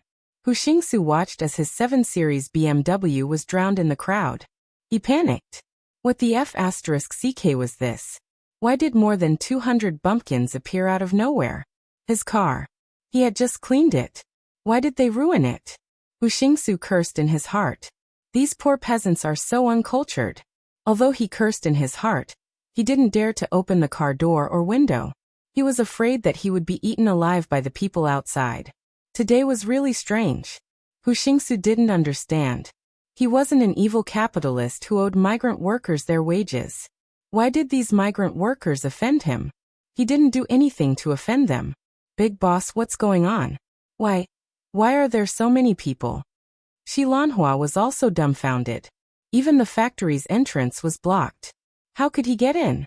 How would I know? Go down and ask. Solve the problem. If they found the wrong person, tell them to find the right person. Don't make a scene at my door. Hu Xingxiu waved his hand in annoyance. If they can solve it with money, that's fine. Throw the money to them and tell them to get lost. Look at how bad the situation is. Shi Lanhua pointed at the countless heads and palms outside the window. Even the sunlight couldn't be seen. Big boss, I'm afraid I can't even open the car door. How can I persuade them? Look at this situation. If we don't kill 2 people with our car, we won't be able to get out today. These guys aren't human. They're beasts. Hu Xingxiu pointed at the skylight. Don't you know how to get out from there? Kill 2 people. It's easy for you to say. If they die, it'll be your fault? You'll pay? Do you still think migrant workers are the same as before?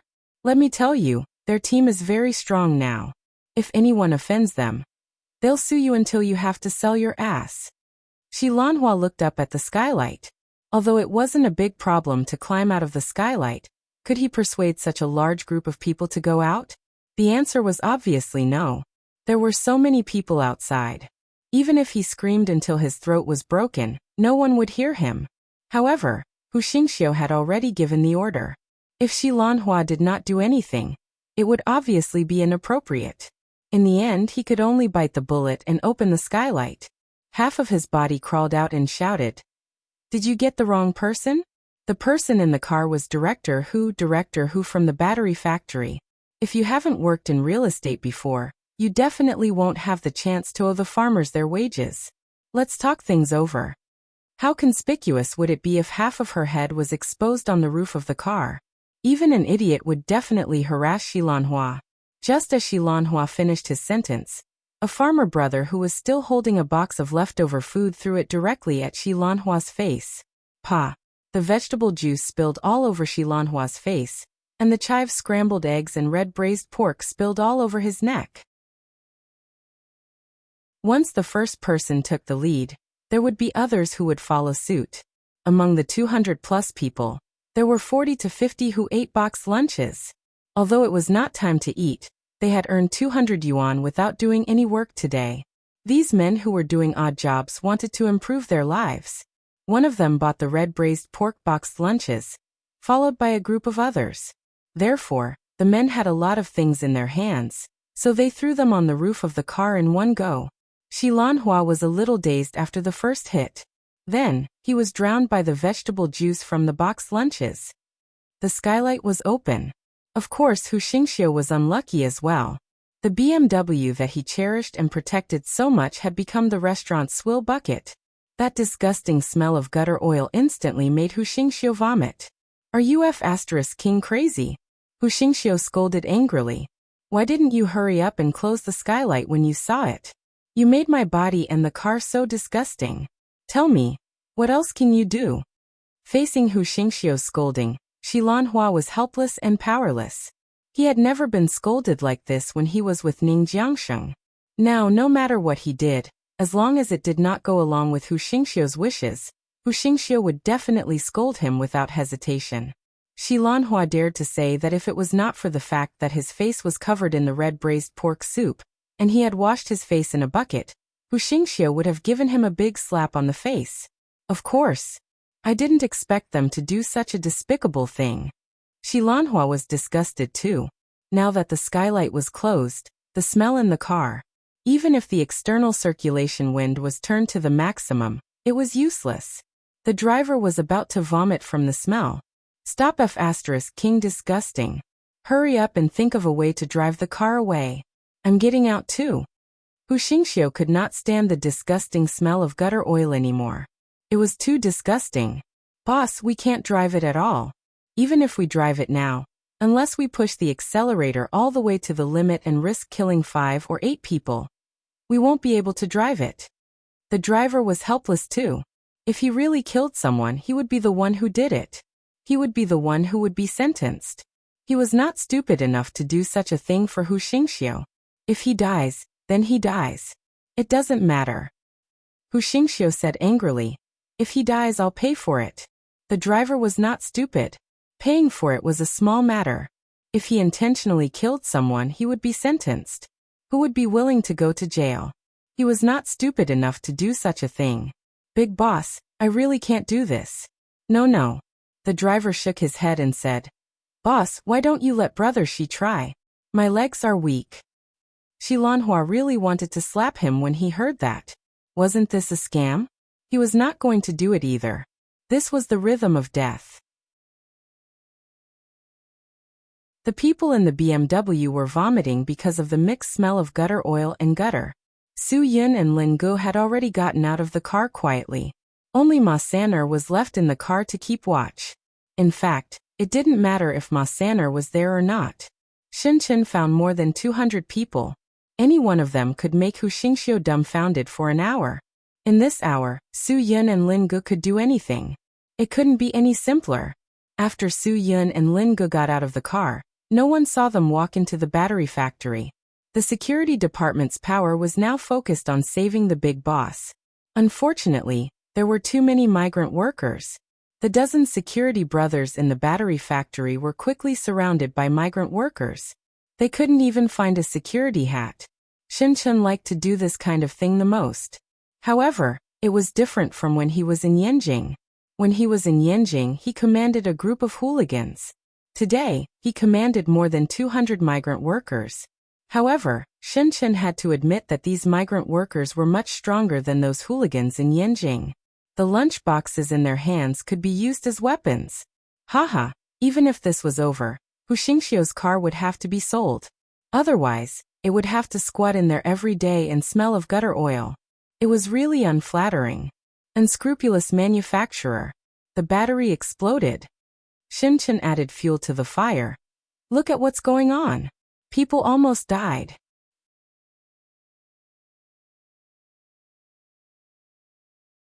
Chapter 1248. Su Yin and Lin Gu had already arrived at the battery factory. The workers in the workshop were busy working. They didn't care about what was happening outside at all. Those middle-level leaders also rushed to the gate under the command of the security guards. Originally, it was just one person making a fuss. No one took it seriously. Now that so many people were making a fuss, there must be a problem. More importantly, now that the boss was stuck in a traffic jam, this matter had become an extremely urgent matter. Everyone present knew Hu Xingxiu's temper. Even if today's matter was resolved, all the leaders who worked today would have their pay deducted, 100%. No one could get away from it. If today's matter became bigger and forced Boss Hu into a corner, all the security guards would be fired first. Then the person in charge of the factory would be fired too. Maybe the whole family would be implicated and be threatened by bad luck. This was very possible. Therefore, no one wanted to see Hu Xingxiu being forced into a corner. Everyone wanted to rescue Hu Xingsu as soon as possible. Only then could everyone be safe and not be scolded badly. Now everyone only had one thought. They didn't have time to care about the two people who walked in openly at the gate of the factory. No one saw it and no one cared. Su Yin and Lin Gu walked into the battery factory. Under the guidance of Lin Gu, Su Yin quickly saw the office with a problem. Seeing that there was no one around, Su Yin directly went forward and twisted the door handle. It couldn't be opened. In broad daylight, if there was no problem, who would lock the door?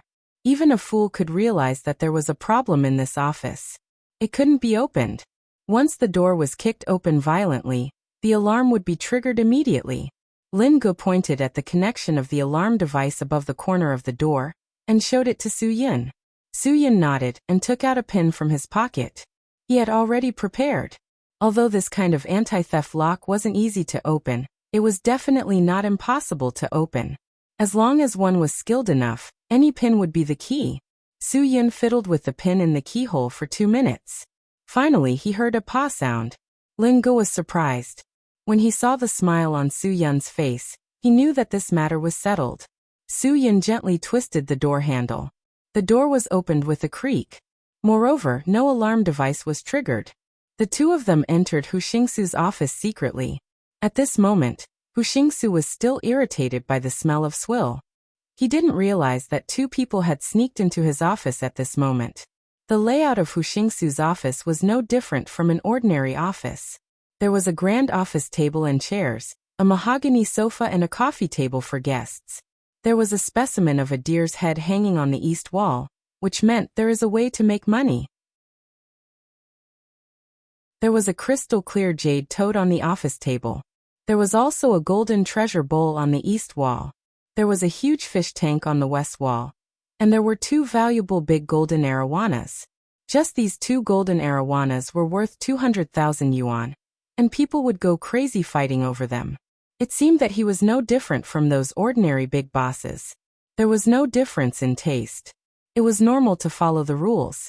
But why would a person disappear after entering such a normal room? Lin Gu had already started to look for the mechanism. He checked under the office table and under the chair. He didn't find any switches that could be controlled. He also stepped on the floor one by one. It was very solid. There was no hollow place. He even used his hand to knock on the wall. He didn't hear any abnormal drum sound. Could it be that his eyes were really playing tricks on him? Where was the mechanism? Lin Gu had a headache. Looking for a mechanism was the most annoying thing. In the end, Lin Gu looked under the sofa, but he still didn't find anything unusual. He could only look at Su Yin for help. He really couldn't understand this matter, but he believed that Su Yin must have seen something fishy. "Brother, I've searched this room. Is there anything I missed?" Lin Gu asked. "There's a place you didn't look at all." Su Yin. The only place in this room that was still missing was one place. It was the most obvious place, but it was also the place where most people wouldn't find a problem. Lin Gu was stunned. He raised his eyebrows and asked, "Could it be the fish tank?" Su Yun's gaze was fixed on the 2 graceful golden arowana. This was the only place that was suspicious. It was also the only place that Lin Gu didn't look for. The fish tank was very big. It was very full. The fish tank was at least 400 to 500 caddies of water. It was very difficult for an adult to drag this fish tank. Therefore, if there was a secret passage, it would be the safest choice to design it behind the fish tank. Of course, it wasn't difficult for Lin Gu and Su Yin to drag the fish tank, but it wasn't so easy for ordinary people. Just as Lin Gu was about to push open the fish tank to investigate, Su Yin said lightly, "There's a mechanism. Don't force it." Lin Gu frowned. There were switches on the fish tank. There were thermostatic heating, disinfection, oxygenation, feeding, and all kinds of buttons to control the fish tank. Lin Gu pressed them all, but he didn't find any buttons that could make the fish tank move by itself. Su Yin also frowned. At this moment, he inadvertently glanced at the jade toad on the office table. The jade toad had a copper coin in its mouth. It was golden and very eye-catching. A toad with a copper coin in its mouth meant that it was attracting wealth. Moreover, the gold coin in the toad's mouth that could move was not something that anyone could touch. It was disrespectful to the owner to touch it. Thinking of this, Su Yin unconsciously reached his hand towards the gold coin in the toad's mouth. With just a gentle turn, the fish tank seemed to have been triggered by something. With a snap, the fish tank began to move slowly to the left. Soon, a secret passage appeared in front of Su Yin and Lin Ge. Damn. This old man is really well hidden. Even if 007 is here, it will take him a while to find it. Lin Ge spat on the ground. Brother, let's go in and destroy his lair now.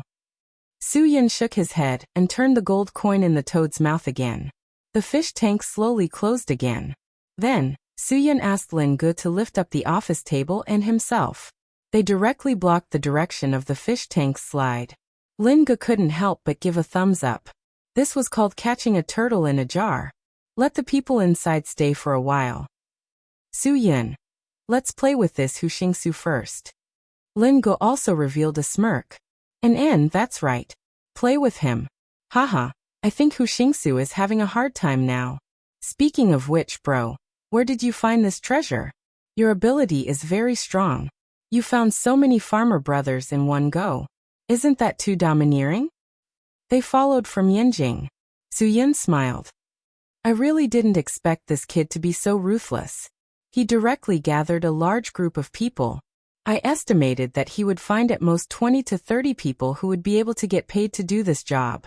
I really didn't expect him to directly go to the labor market. He spent little money and found people with strong fighting power.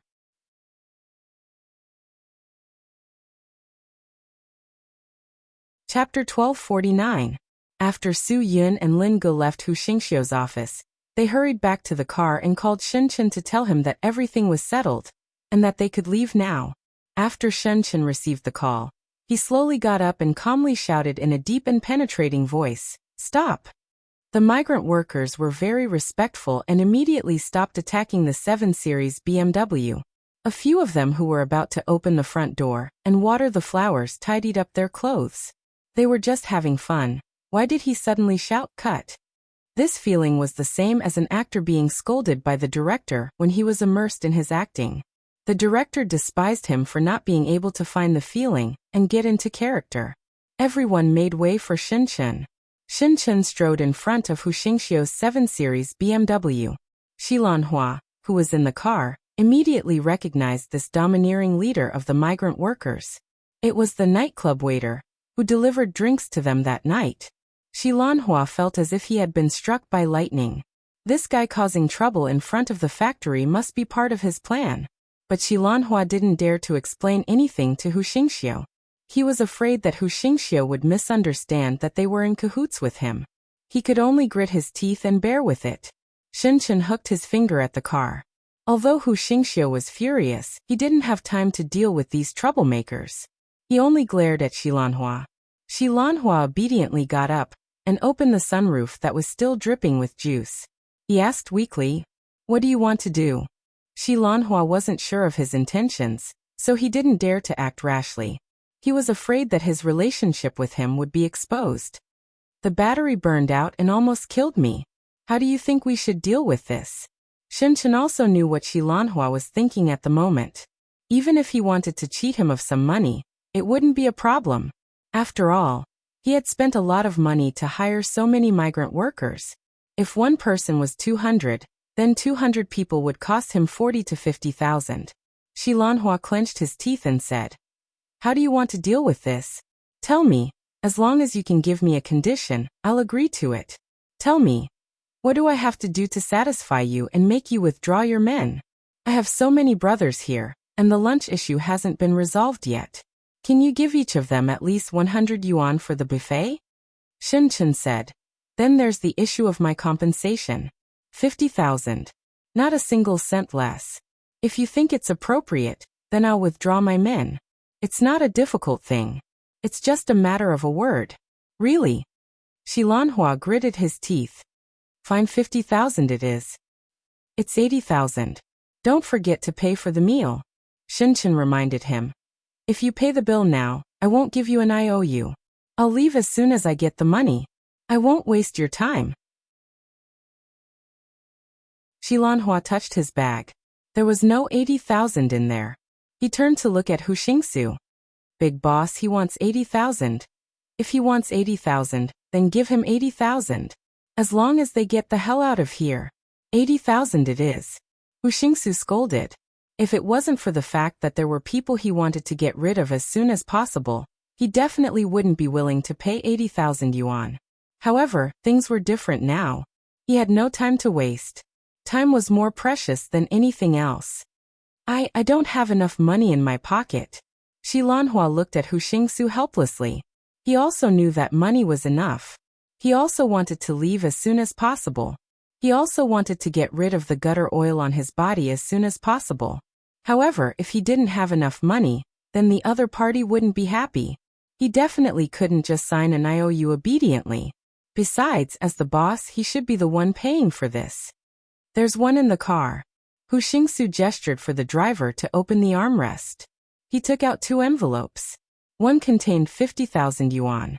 There were many similar envelopes in the armrest compartment. They were all small gifts that he prepared for various leaders when he went out for business. Therefore, he didn't care. Shi Lanhua took out 20,000 yuan from one of the envelopes. Then he took out 80,000 yuan and threw it directly to Shenchen. When all the migrant workers heard that they could get an extra 100 yuan, their eyes were glued to the envelopes. In order to make these migrant workers leave as soon as possible, Hu Xingsu impatiently said to Shi Lanhua, "Take this 20,000 yuan out too. Let them go and pick it up. Don't make me annoyed." Yes, Shi Lanhua didn't care. The money wasn't his anyway. He didn't hesitate and directly scattered the 20,000 yuan through the sunroof. However, the effect of scattering the money didn't reach their expectations. The money didn't go with the wind and take away the migrant workers who surrounded the car. Instead, it landed on the car. Because of the vegetable soup in the car, the money stuck to it.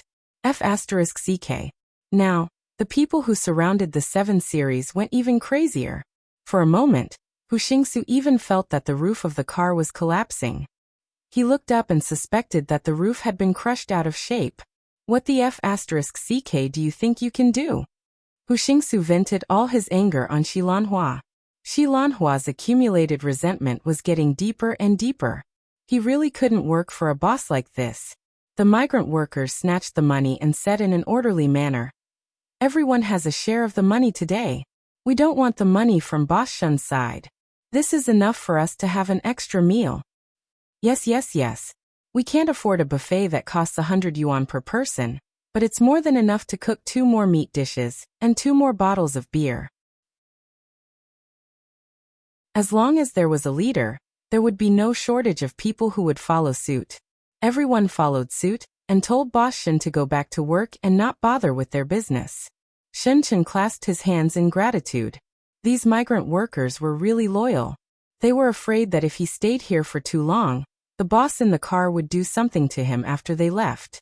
He spent 40,000 yuan to find people, and now he had 80,000 yuan in his hands. Shenchen earned close to 40,000 yuan. He really didn't plan to make money. While the migrant workers were snatching the money from the 7 series, Shenchen quickly went to Su Yun's car. Ma San'er opened the door and pulled him in. He gave him a thumbs up. "Good brother. You're really something. You found so many people. You're going against the law. Your brain is really good." Shenchen scratched his head embarrassedly and asked them, "How are things on your side? Is everything going well?" "Very well," Lin Ge said. "We're just waiting for Hu Xingsu to take us to the place he designed. It must be a deserted place. Don't hesitate to take action. But you have to follow his orders. Don't be impulsive. They must have an ambush." Shenchen nodded hard. He thought that he wouldn't have a chance when they went to do business. Now he was overjoyed. "I will listen to your arrangements. Then I'll leave Shi Lanhua to you." Su Yin smiled slightly. Shenchen was a loyal friend. He must still be thinking about avenging Mr. Du. He had promised this person that he would deal with it for him, so he would definitely do it. Shenchen looked at Su Yin gratefully. He really didn't expect Su Yin to remember it so carefully. About 20 minutes later, the migrant workers who besieged Hu Xingsu's BMW dispersed. Hu Xingsu was so suffocated that he quickly opened the door and rushed out. He couldn't stay in the car anymore. It was full of the smell of swill. Shi Lanhua was even more miserable. His body was soaked with oil. His whole body was slippery and disgusting. Su Yun and Lin Ge opened the door and got out of the car. When they were about 10 meters away from Hu Xingsu, Su Yun said with concern, "Mr. Hu, you seem to have a lot of things to do today. Why don't we do it another day? If you are like this, I'm afraid."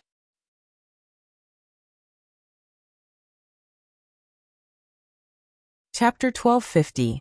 Hu Xingsu did not hesitate to send Shi Lanhua home to change his clothes. He gave Shi Lanhua a look, and Shi Lanhua knew what he meant.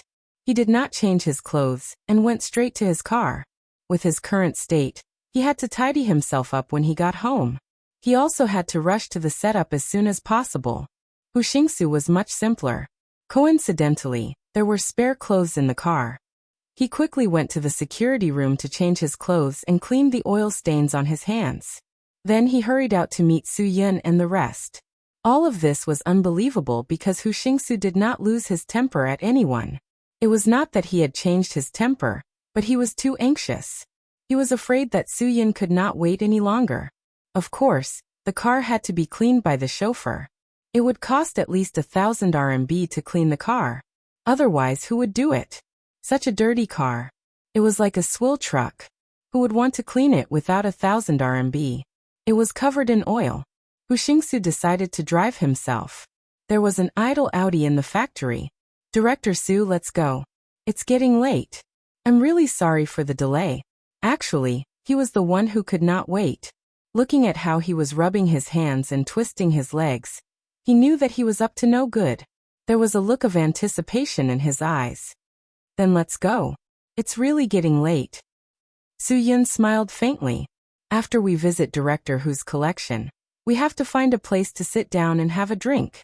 We have to talk about what we are going to do next." Yes.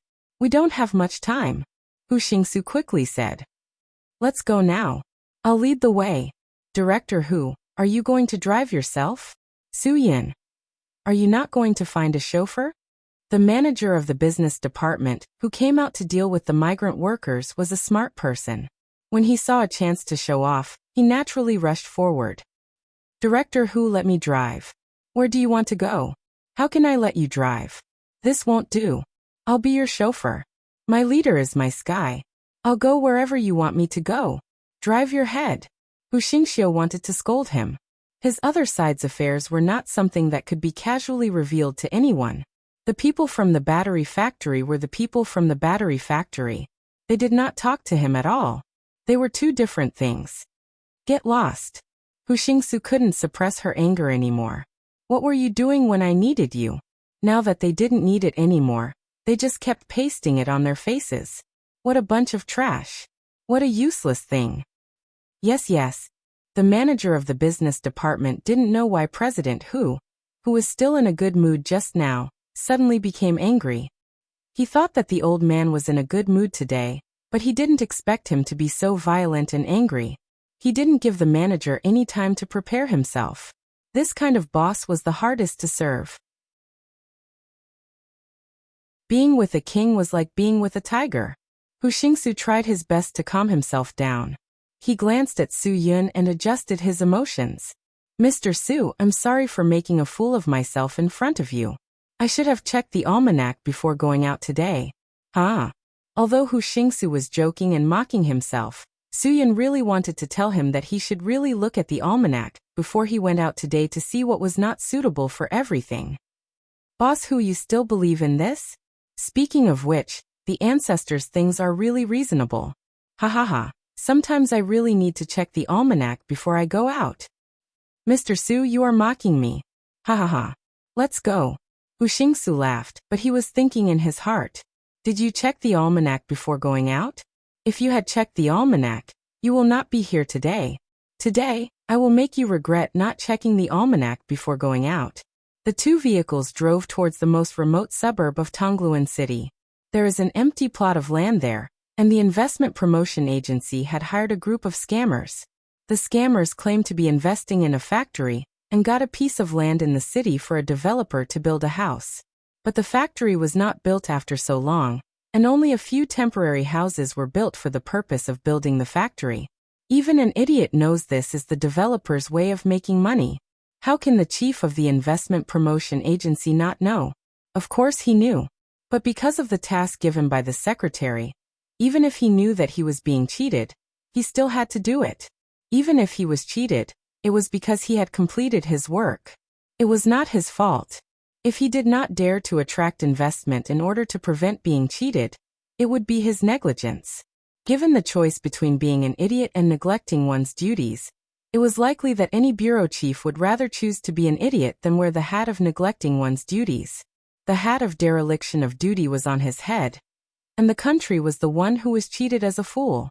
What did it have to do with him? In this kind of choice between the big and the small, everyone and the small family, a considerable number of people would choose the small individual and the small family, and the one to sacrifice was the country. It was just the current state of society. It was not a big deal. Hu Xingsu brought Su Yun and the others to the spacious factory area. Shi Lanhua also took a shower and changed his clothes as fast as he could. He rushed to the scene, speeding and running red lights without hesitation. People with a guilty conscience are all like this. After the car stopped, everyone got out of the car. Su Yun and Lin Gu immediately entered a state of observation. Seemingly inadvertently, they had already searched for all the corners where the gunman could be hiding. Ma San'er and Shinchen were waiting in the car.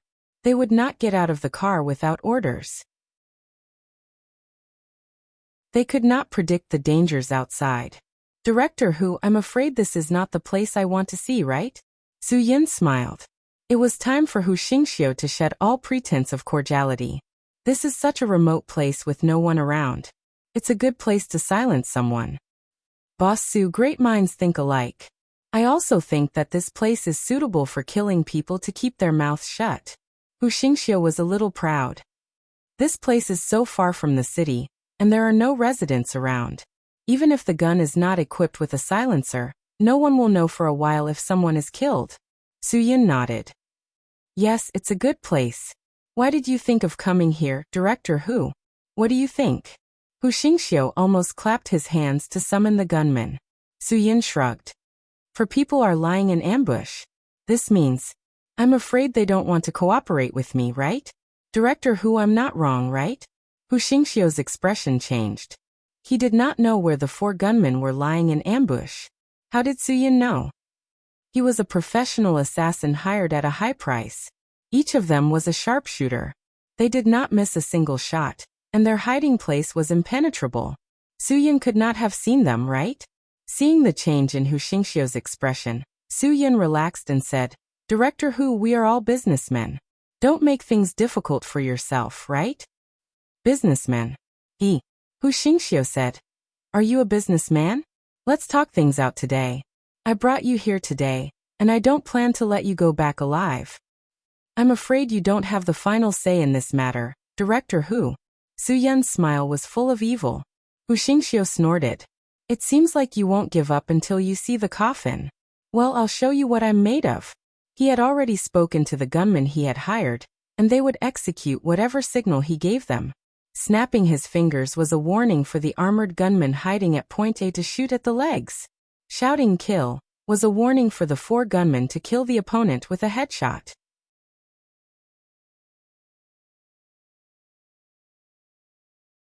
Chapter 1251. The armored gunmen hired by Hu Xingsu seemed to have a sudden stroke. Even their own people were shocked when they saw it. If it was a myocardial infarction, they would believe it. If it was a sneak attack, they wouldn't believe it. Who was so powerful? What kind of technique was that? Even if it was a robbery, there should be the sound of bullets exploding. How could it be possible to kill someone so quietly? Of course, there wouldn't be the sound of bullets. Lin Gu didn't play with guns. It wouldn't be so troublesome if it was settled with a coin. As long as he knew where the person was, there wouldn't be any problem at all. If it wasn't for the loud sound of the armored gunman after Hu Xingsu snapped his fingers, Lin Gu might not have been able to identify the location so easily. It was estimated that the armored gunman hadn't been in the assassin industry for long. He was a little nervous, so this kind of situation happened. He made a move and killed himself. Although his situation looked like a myocardial infarction, everyone knew that this was a trap. Everyone knew that there was a problem in this matter. The other party had a master. But Hu Xingsu didn't think so. He felt that he had spent too much money. There was actually such a useless person among the people hired for 2 million. Could his heart be balanced? It was definitely not balanced. What's wrong with this society now?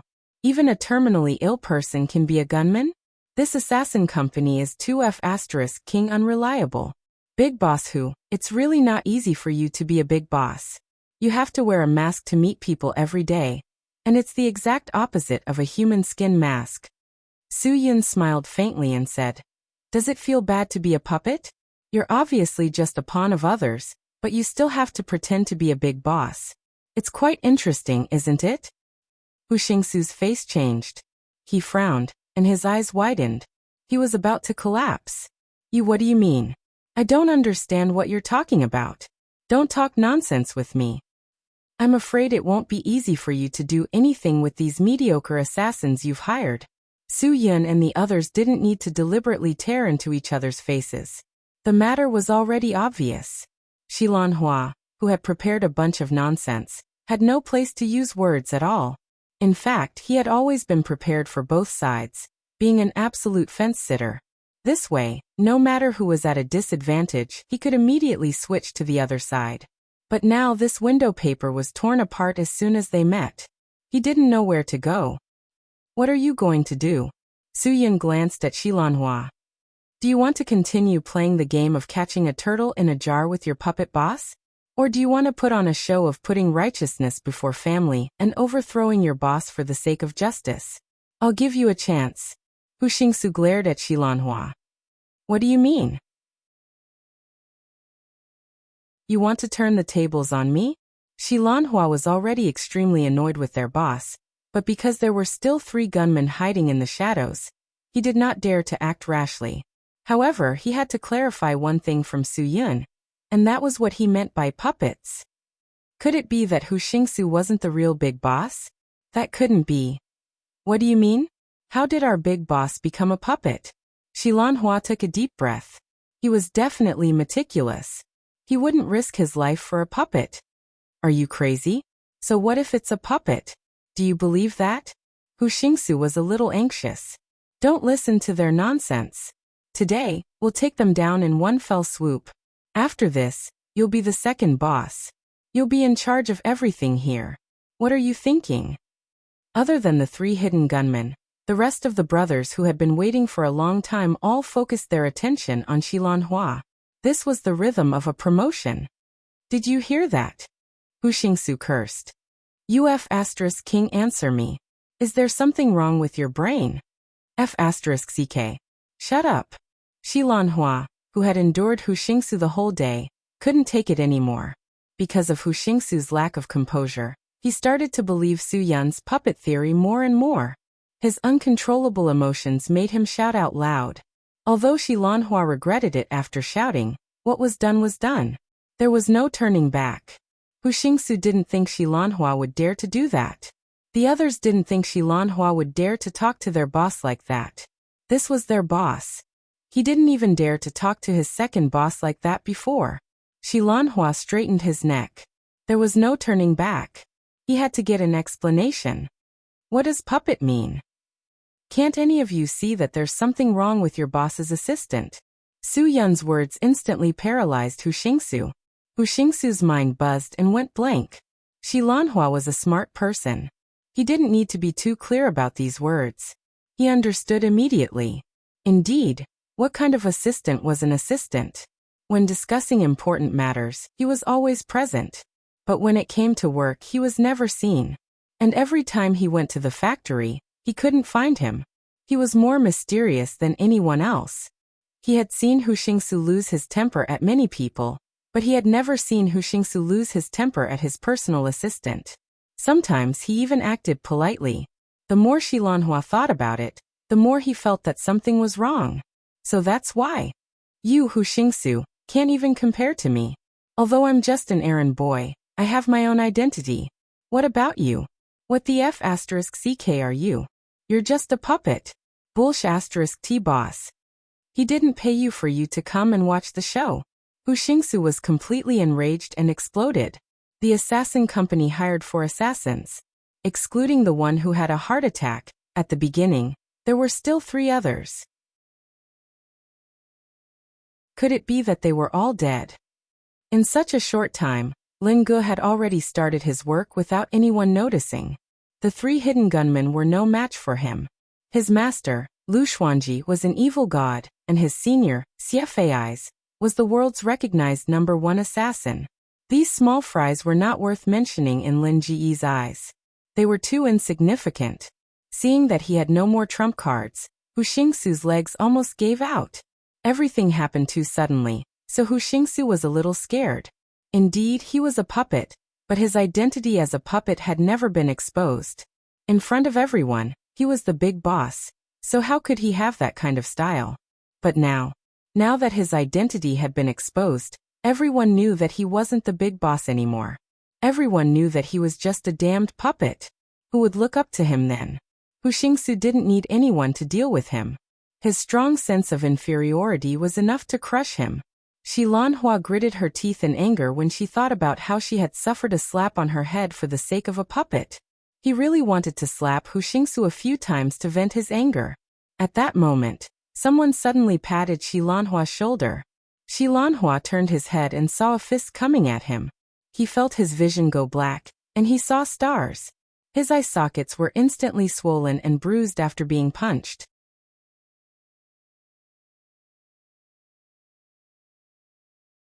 Chapter 1252. Shi Lanhua, who was punched, was also stunned. Why was this person targeting him? Shouldn't he be punching Hu Xingsu? He had already betrayed him and stood against Hu Xingsu. What else did he want? Brother, it's a misunderstanding. It's a misunderstanding. Shi Lanhua hurriedly said. We agreed before that I was acting from the inside. I'm helping you. We're on the same side, on the same side. Don't hit me, please don't hit me. Let's talk nicely. Don't misunderstand. There's no misunderstanding. I'm hitting you. Shinchen said coldly. When we were in Yanjing, the person you hit was my former boss. Although we have nothing to do with each other now, I'm not like you. I'm a particular person, and I know what loyalty is. I despise disloyal people the most, and you happen to be such a person. If I don't teach you a lesson today, even God won't be able to bear it. While Shinchen was happily beating up Shi Lanhua, Lin Ge had already tied up the 4 junior assassins hired by Hu Xingsu. Everything was cleaned up neatly. Hu Xingsu naturally did not want to admit defeat so quickly. He was still manipulating the rest of the people to resist. Obviously, most of the people were not prepared to continue listening to the puppet boss's orders. Only a few of them were stupid enough to protect Hu Xingsu behind them and let him retreat first. But how could these small fries stop Su Yun? Su Yun was like a whirlwind, sweeping away thousands of soldiers. He did not give the other party a chance to react at all. Every move was aimed at their vital points. In just 2 minutes, they were all on the ground. It did not matter if they wanted to escape or stay. He did not let any of them go. He believed that as long as they came here with Hu Xingsu, there must be something wrong with them. They must know something about their illegal business. Hu Xingsu did not dare to let anyone come here casually. I've been following you for so long. Don't waste my time anymore. Su Yun said. I've already contacted your local police. Baldi Chong has also agreed to be a witness. You should plead guilty. What crime did we commit? What evidence do you have to say that we're guilty? What crime have we committed? What nonsense about tainting the witness? I can sue you for slander. Slander? Hu Xingsu was a little agitated. Let me tell you, don't think that I don't know the law. Without evidence, whatever you say is bullshit. Su Yun sneered. What evidence do you want? Behind the fish tank in your office, there must be all kinds of evidence, right? Do I need to say more? Hu Xingsu's face turned as pale as a dead man's. How did Su Yun know about the fish tank? How did Su Yun know the secret behind their tank? No unrelated person had ever entered the office in the factory. How could Su Yun know the secret behind his fish tank? Impossible. Impossible. This was absolutely impossible. You've been a puppet for so long. You should thank me.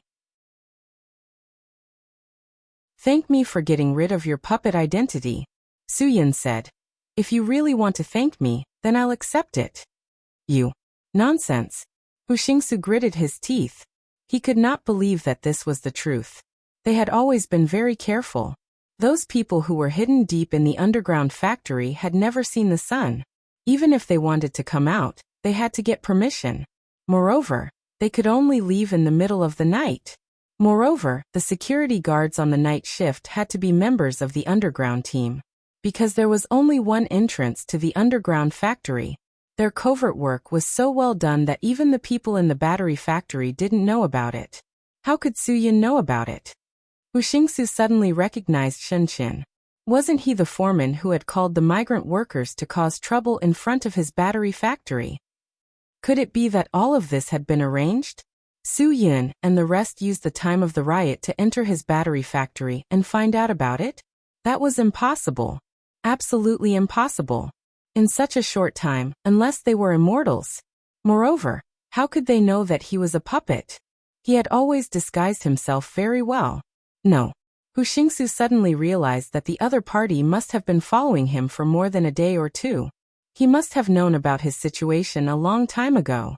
That was why he lost so miserably. If I'm not wrong, your underground factory that imitates fake antiques is so mysterious. No one has ever found out about it. It must be because of the tight security. Su Yun said. In that case, your only exit is the secret door behind the fish tank. If I seal that place, no one inside can escape, right? Sh*T. Hu Xingsu's heart felt bad. Now the people in the underground factory were like turtles in a jar. He had to find a way to inform them as soon as possible. No, it was already like this. What could he do even if he informed them? There was no way to escape at all. The physical evidence inside might be smashed and destroyed, but what about those antique high-tech machines? What about those high-tech machines used to make all kinds of bottles and jars? Even if those things were smashed and destroyed, they could still be recognized. Unless the people inside escaped and directly activated the emergency explosive equipment, causing the entire underground factory to directly explode. At most, the Wan City Earthquake Bureau would mistakenly think that there was an earthquake, and no evidence would be left behind. However, the only exit had been sealed by Su Yun. This path was obviously not going to work either. Don't waste so much effort. Su Yun said. You can't do anything. For your case, I chased you all the way to Jianghuai and Beijing. Even Wei Yishan gave me face and went to see you. What are you still not satisfied with? Cooperate well during the recording of the statement. Hu Xingsu fell too hard, and he couldn't bear it for a while. At this time, Ma San'er also got out of the car. Baldi Chong volunteered to be a tainted witness, and rushed over with the police. Ma San'er, I'll leave this to you and Shinchen. Su Yun said. Pigeon and I will go and meet the real boss behind the scenes. Okay, then you guys be careful. Ma San'er nodded. Leave this to me.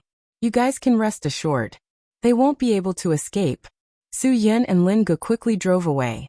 The people here were no longer a threat. Before getting the police involved, Su Yun had contacted Wang Yi. It was Wang Yi who contacted the Jianghuai police and asked them to cooperate fully with Su Yun's command and work. As for how Su Yun convinced Baldi Chong, it was completely dependent on Lin Ji's fist. After the two of them rushed to the battery factory, the armed special police who were waiting around the battery factory appeared one after another. The captain of the special police team gave Su Yun a standard salute. Please give your orders.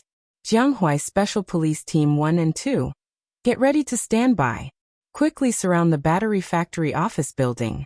Don't let anyone who comes out of the office building go.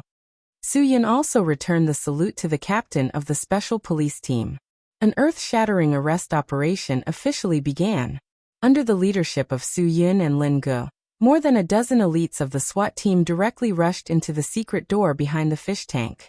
They caught all the people involved in the production of the fake antiques and confiscated all the fake machines, preparing to bring them back and destroy them. However, the operation was not perfect. Everyone in the gang was caught, but the mastermind was nowhere to be found.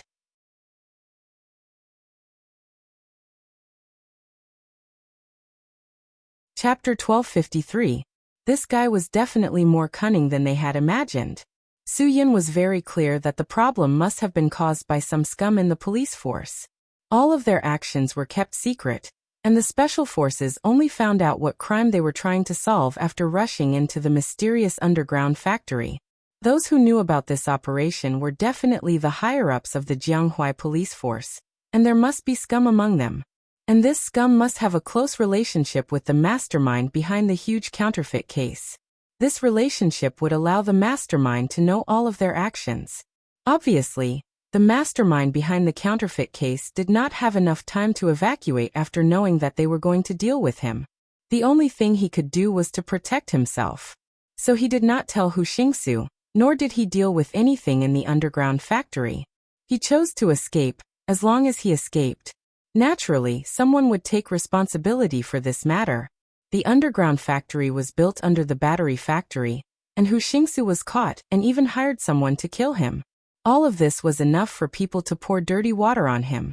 There was also pressure for the police to solve a case. As long as they couldn't find him in a short period of time, the higher-ups would put pressure on him, and the police scum who were in cahoots with him would make things difficult for him. Hu Xingsu would definitely be the only one to take on this case. Hu Xingsu would be sentenced to death, and this matter would be over. It would have nothing to do with the real mastermind. And all the money earned from the counterfeit case was in the account of the real mastermind. As long as there was money, there was nothing to be afraid of. The unlucky one was Hu Xingsu, and it had nothing to do with him. Su Yun could tolerate the failure of the mission and the escape of the main culprit, but he definitely could not tolerate the betrayal of one of his own. To Su Yun, this kind of betrayal was his reverse scale, and he definitely would not allow such a thing to happen. At the seemingly peaceful celebration banquet, Su Yun was pushed to the VIP seat, and Lin Ge was pushed to the VIP seat. If it was a normal day, Su Yun would definitely reject it, as this seat was usually occupied by the elderly and the higher-ups. Today there were a few leaders led by the municipal party secretary, as well as some leaders from the public security department. There were 20 people at the table, and other than Su Yun and Lin Ge, the weakest one was a deputy bureau chief. How could it be Su Yun and Lin Ji's turn to sit in the VIP and VIP seats? But Su Yun did not reject it. Fine, if you want me to sit, I will sit. Su Yun sat down without hesitation, as he was not in the mood to exchange pleasantries with these people. When Lin Ge saw Su Yun sit down, he also sat down. Since these leaders were so enthusiastic, he should enjoy the feeling of being served by leaders. Although the leaders present were smiling, no one felt comfortable in their hearts. These two brats didn't know the rules, right? Their municipal party secretary was present, and he dared to sit in the VIP seat. This young man was really unscrupulous. But because he was an important person arranged by the higher-ups to solve the case, no one could say anything. Moreover, it was Secretary Li who personally asked him to sit in the VIP seat. Secretary Li could not stand it anymore, so he walked to Su Yun and reminded him, "Mr. Su, I feel that our seats are not suitable." "Xiaocheng, this is none of your business. You can leave." Secretary Li did not want his subordinates to say this. There were two reasons. First, even if Su Yun gave up his seat, it would appear that he was not broad-minded and magnanimous. Second, if Su Yun did not give up his seat, he would lose face as the secretary. After Secretary Li understood this, he slapped himself in the face and quickly left. He said the wrong thing. "Secretary Li, please sit down too." Su Yun directly pulled Secretary Li to the VIP seat and took a sip of tea. "Secretary Li, the leaders of Tongluo 1 are so enthusiastic. I feel like I am at home here." Secretary Li smiled awkwardly. "Tongluo 1 will be your home in the future. You are welcome to come back often." Originally, the head of the Public Security Bureau was supposed to be the VIP. The secretary was the VIP, and the deputy secretary was the VIP. At most, Su Yun could sit in the VIP seat. Now that Secretary Li had become the host, Deputy Secretary Zhang had no choice but to quietly sit in the vice-host seat. In this way, it would be difficult to get a seat. Everyone would definitely fight to sit in the VIP seats. No one would dare to sit in the VIP seats. The two secretaries were sitting in the VIP seats. It wasn't that Su Yun hadn't thought of this. He wasn't someone who hadn't experienced this before. He knew the rules of the big round table in China. Especially for the leaders of these institutions, there were even more rules at the table. Su Yun knew this, but he still did it. He did not want to spoil their bad habits. What kind of celebration banquet was this when the main culprit was not even seen? Did these people want to eat comfortably? Could Su Yun agree? Of course not. They were eating with the taxpayers' money. Even if the country banned public funds from eating and drinking, the problem of wasting public funds and eating and drinking still existed. This was a problem that was hard to eliminate. Take Secretary Li's family's meals for example. He had at least 8 to 10 meetings a week. If there were meetings, there would be working meals. This was a must. But for his family, his wife and children definitely did not need to cook. Every day, the buffet rolls from various hotels were not used. If the buffet rolls could be used for breakfast, Secretary Li's son, who weighed more than 100 pounds in junior high, would probably have 2 pork knuckles, 2 pounds of Arctic prawns, and 8 to 10 pieces of moose cake to fill his stomach. Although the seating arrangements were messed up by Su Yun, they still had to eat. Those who did not want to cook could only bite the bullet and sit. At the big table of 20 people, everyone looked embarrassed. However, Su Yun pretended not to see it. The bureau chief of the Public Security Bureau came forward to pour wine for Su Yun and Secretary Li first. Su Yun directly pushed his wine glass forward and did not even say a word of courtesy. He was clearly using his actions to tell the bureau chief that he was the VIP. How could he not pour wine for the VIP first? Even if Secretary Li poured wine for him personally, he would not say a word of courtesy, let alone the bureau chief. If it wasn't for the fact that there was a mole in your group, the mastermind behind this matter wouldn't have escaped so easily. Thinking about how he had worked so hard to follow Secretary Li for so many days only to be betrayed by a shameless scum, Su Yun could not hold back his anger. Since you guys want to treat this as a celebratory feast, then I'll teach you a lesson. Everyone's wine glasses were filled to the brim, and the 5 empty bottles were thrown aside. The wine was not bad. The Kong family had been hidden away for 8 years, and a bottle of wine cost 180 yuan. This was because the higher-ups were strict and did not dare to drink good wine. If the higher-ups did not investigate, they would have dared to drink Dream Blue M9. A bottle of wine that cost 2,000 to 3,000 yuan was nothing in the public funds. When the wine was filled to the brim, the dishes began to be served. The table was filled to the brim with food. At first glance, it was obvious that the dishes were meticulously prepared to go with the wine. The speed of the dishes was also very fast. The hotel probably did not like this group of people who always signed documents to eat and drink. However, they did not dare to offend them. Otherwise, when the Industry and Commerce Bureau and the Health Bureau came to investigate, they would have to close down and not be able to operate. When the wine was filled and the dishes were served, everyone was ready to listen to Secretary Li. No one dared to move their chopsticks. However, Su Yun suddenly broke the silence. He picked up his chopsticks and said, "I'm a little hungry. I won't be polite."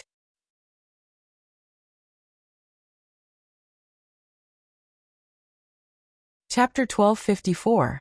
This table was filled with all kinds of leaders and officials. No one had ever seen such a scene before.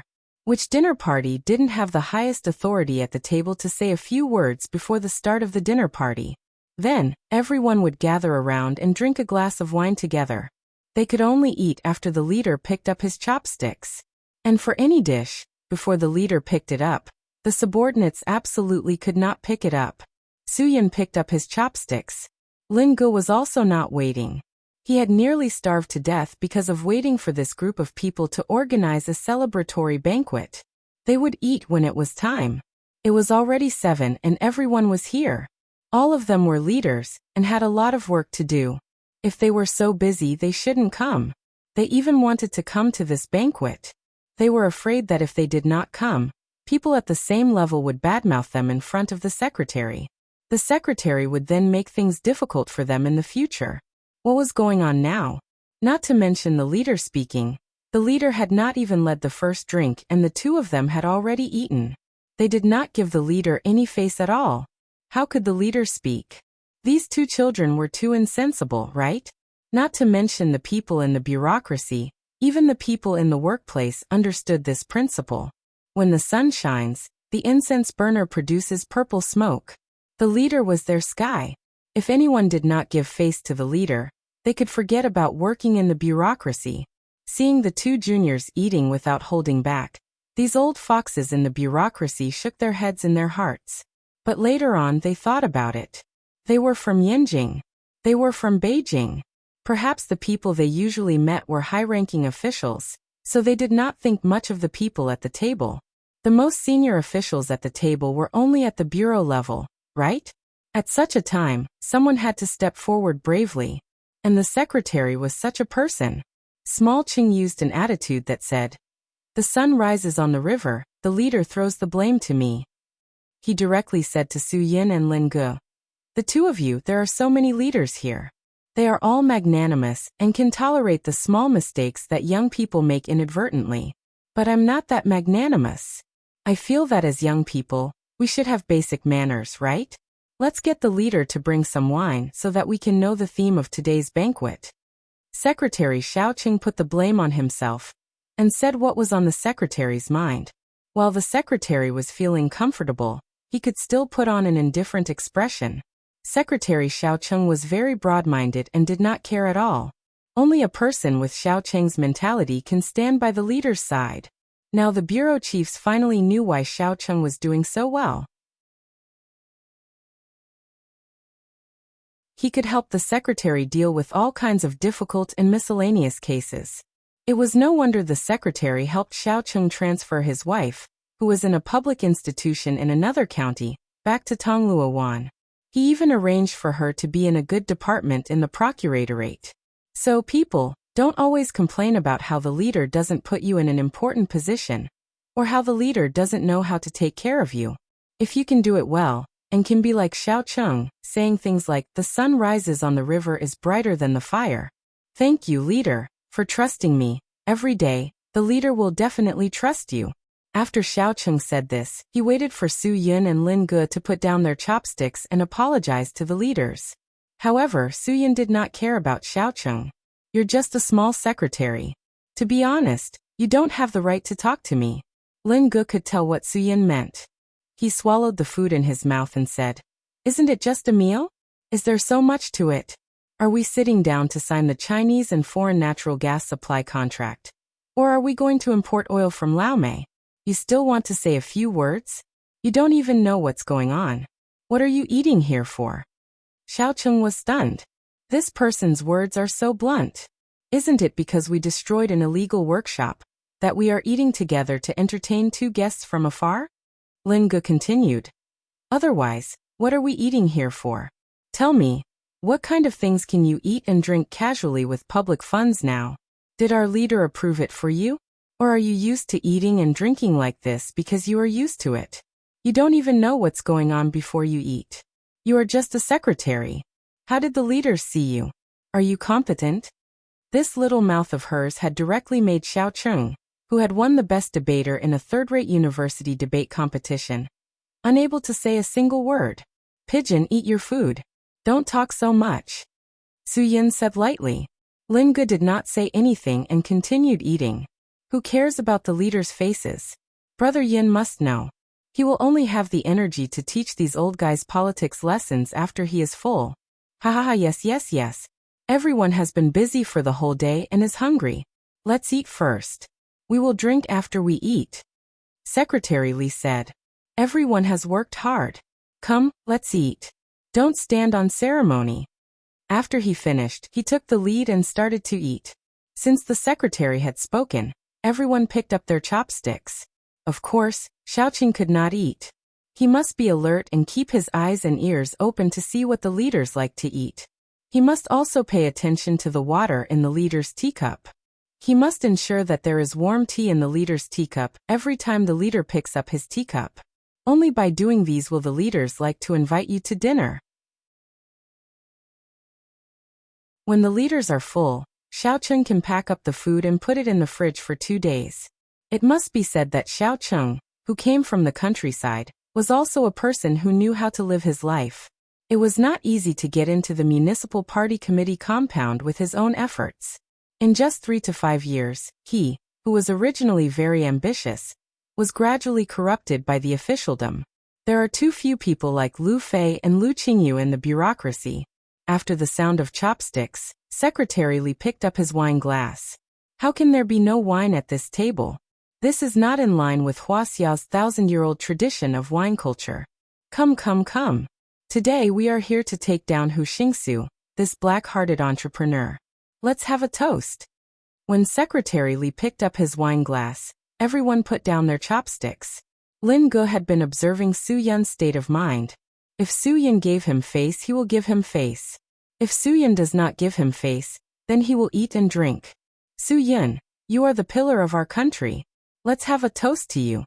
Secretary Li was giving face to Su Yun. Su Yun is not an ignorant person. Secretary Li is giving him face.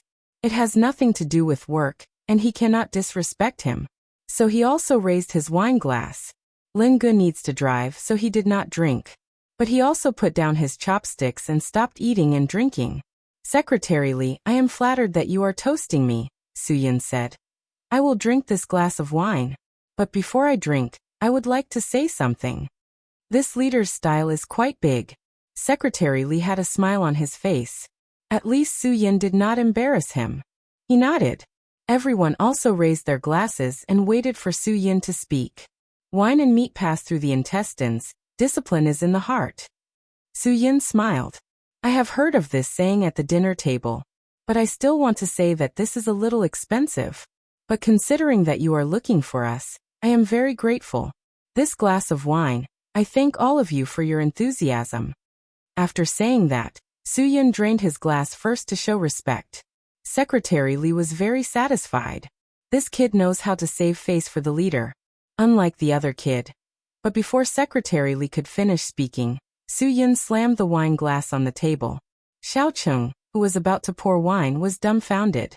What is the meaning of this? Why did he slam the wine glass on the table? This is too unruly.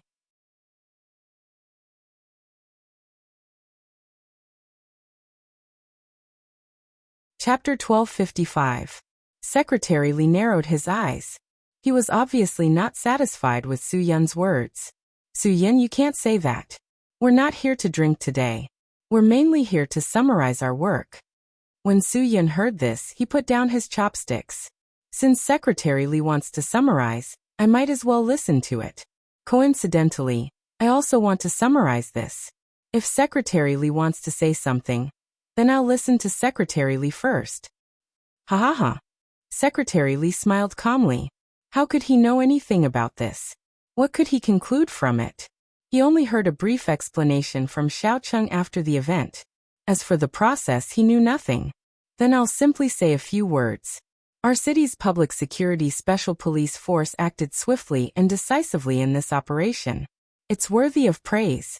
Everyone who participated in this operation will be recorded. As for Su Yun and Lin Ge, their two colleagues, their contributions couldn't go unnoticed. On behalf of all the people of Tongluowan, I would like to express my most loyal gratitude to you. You've worked hard in this operation. All the people of Tongluowan will remember your contributions to this operation. After Secretary Li finished speaking, he raised his glass excitedly. Come, let's toast to the successful conclusion of this operation. I also wish all of you a prosperous career. Thank you for your auspicious words, Secretary Li. Thank you for your concern for us, Secretary Li. When the group of people heard Secretary Li's words, they all began to stand up and flatter him. One by one, they rushed to express their deep understanding of Secretary Li's words and their heartfelt admiration for Secretary Li's trust. Anyway, Su Yun and Lin Ge really didn't want to listen to these words. They understood why Ma San'er and Shin Chen didn't want to attend this dinner no matter what they said. Ma San'er didn't like these things since he was young. Let alone a dinner with a group of leaders. Even if it was a dinner with the leaders of the Pan Gardens office, he would feel that the smell of flattery was too strong and suffocating when he attended. Shin Chen had his own reasons for not participating. In the past, when he was with Du Tian often treated the leaders to a meal. As long as the leaders ate, They would definitely say something tasteless back and forth. Therefore, Shin-chan did not want to go. If he was needed to take care of the situation, he would definitely not refuse. But this time the situation was different. If he went, he would be a hero. Therefore, he naturally did not want to go. At this moment, Ma Saner and Shin-chan were eating skewers at the famous beer square in Tongluo. It was so comfortable to eat here. They ate dozens of skewers in one breath and gulped down a mouthful of beer. It was very satisfying. Obviously, these two people had become inseparable good friends because of the incident where Lei Yu stabbed Shin-chan's hand with a knife. On one side, there were straightforward stalls that said whatever they wanted to say, drinking beer and eating skewers. On the other side, there were hypocritical and flattering hotels.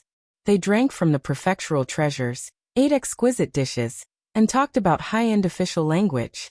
Later on, these people would increase their own topics of conversation outside. They would definitely talk about where they drank with the secretary yesterday. They would brag about how they said they didn't want to go, but the secretary insisted that they go. In order to show that they were part of the mainstream of Tongluo's officialdom, and not another group of people who fell further and further behind, because they stood on the wrong side. Standing on the wrong side? Obviously, they were talking about the mayor's group. It was no secret that the mayor of Tongluo was not on good terms with the municipal party secretary. Ordinary people knew a little about it, let alone people who mingled in public institutions.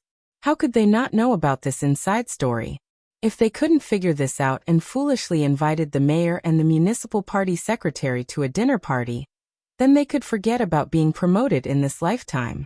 Just when everyone was ready to drink a cup of wine for the successful end of the operation, Su-yun still did not let Xiao-chung bring over the wine cup that was inverted for him.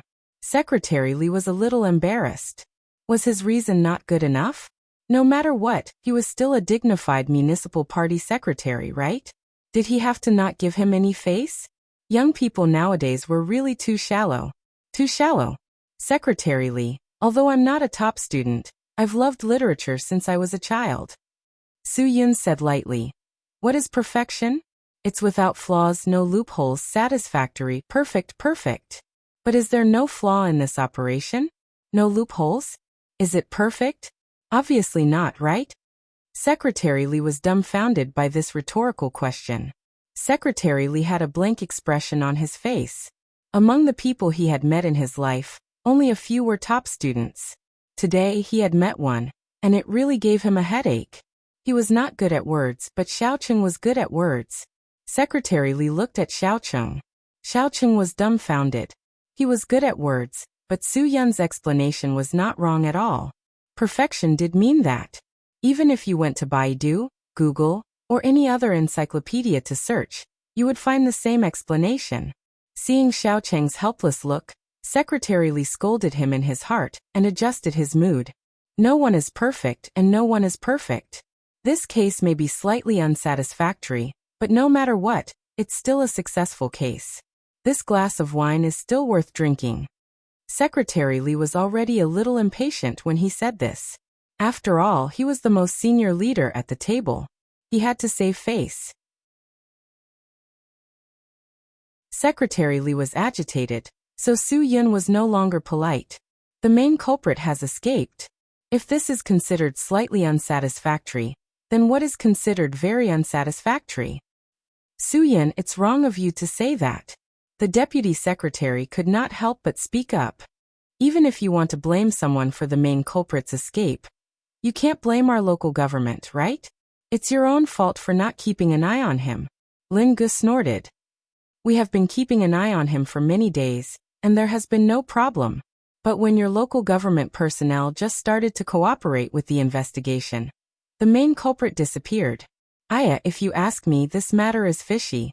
What do you mean by that? Secretary Li glared. Lin Ji's words were clear enough. Normal people could understand the meaning behind his words. Su-yun continued. This matter is top secret. Very few people can come in contact with it. Whether or not there was an internal leak, I know very well. That mole also knows very well.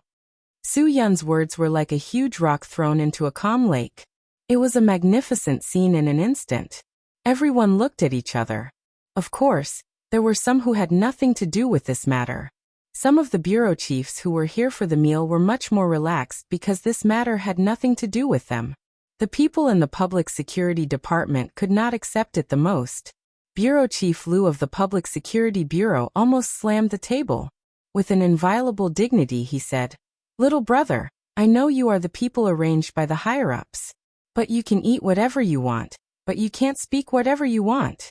Just based on what you said, we can convict you of defamation." "I know the law. Defamation is a serious crime of deliberately fabricating and spreading false facts that are enough to degrade another person's character and destroy another person's reputation," Su Yun said lightly. "I don't have the time to deliberately fabricate and spread false facts." Bureau Chief Liu, do I look like someone who has the time to deliberately make things difficult for you? Bureau Chief Liu's face darkened. He did not say anything. What could he say? "Little brother, this is a celebration banquet, not a condemnation banquet. Ha ha ha, if the matter is not satisfactory, we will investigate it in the future." The deputy secretary tried to smooth things over.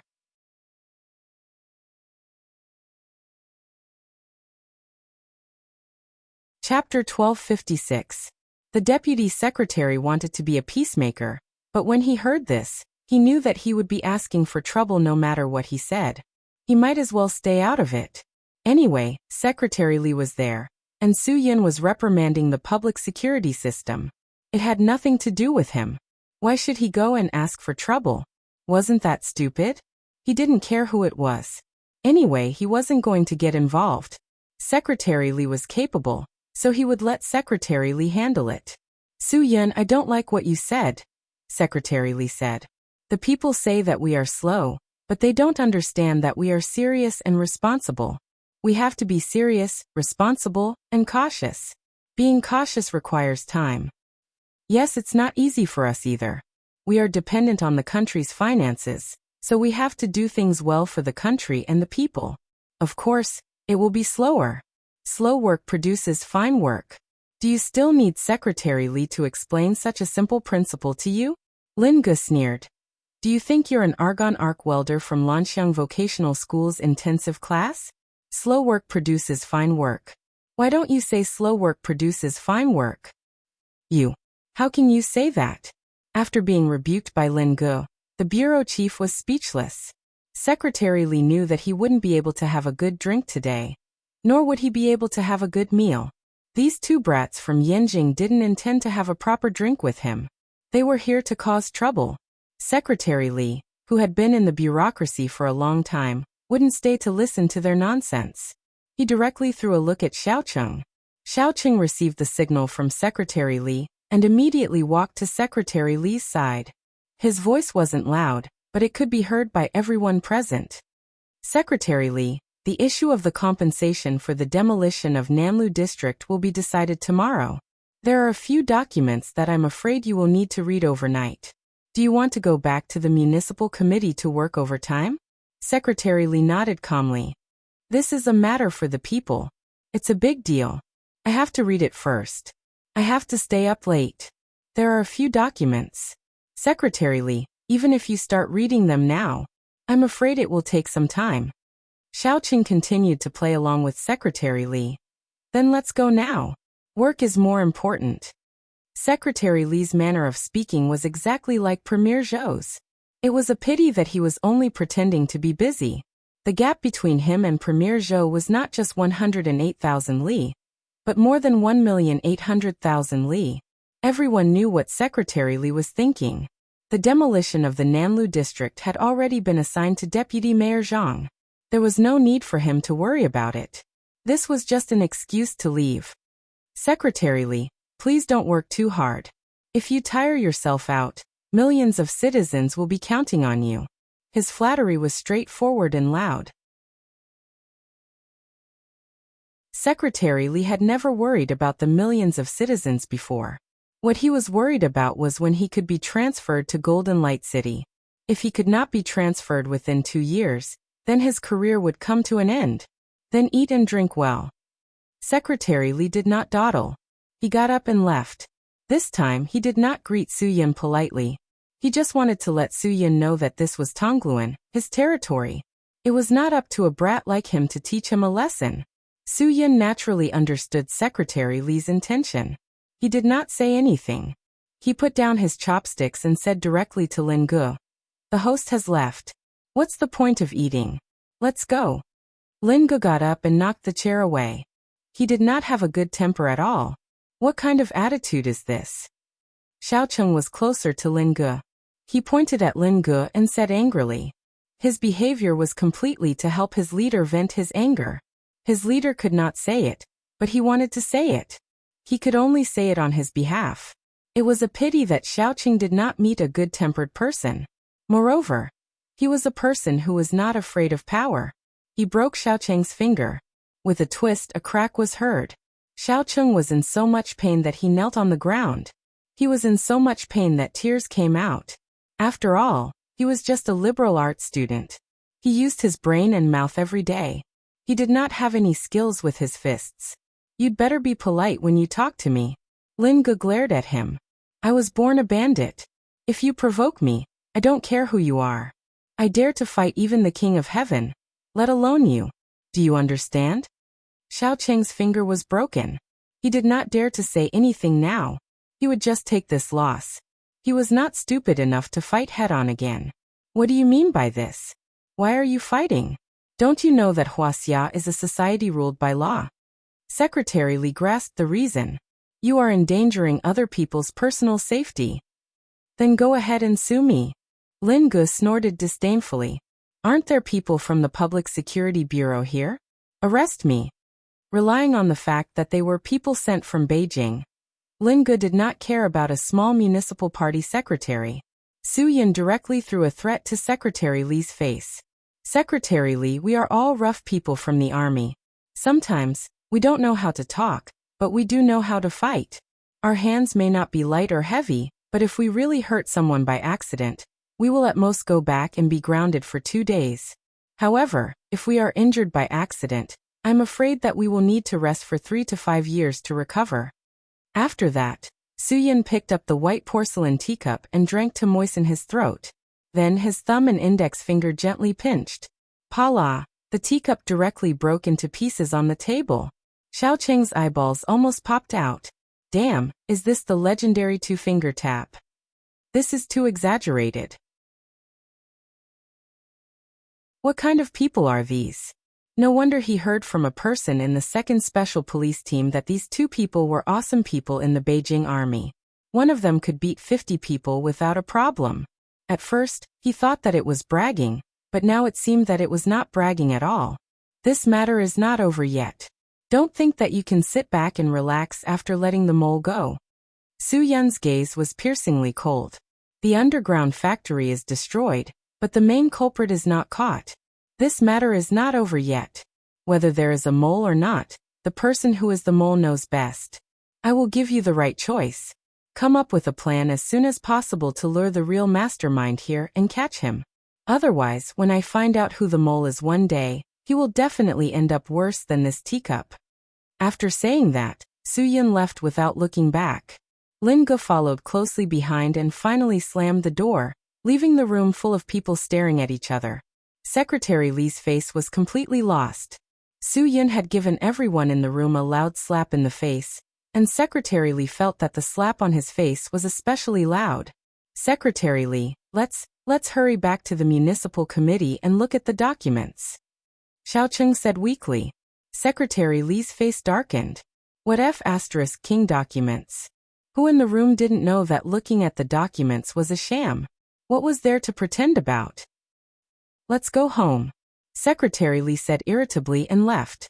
The people in the room also found excuses to leave. They were not in the mood to drink at all. After all, each and every one of them were leaders of various ranks. None of them had ever suffered such humiliation at a dinner party. With Su Yun stirring things up, all of them must be full of anger. Secretary Li had a driver to send him back, so Xiaocheng did not need to follow him. Now that all the leaders had left, he might as well stay until the end and take away everything that could be taken away. There were 28 dishes on the table, and 20 of them were untouched. Wouldn't it be a pity to throw them away like swill?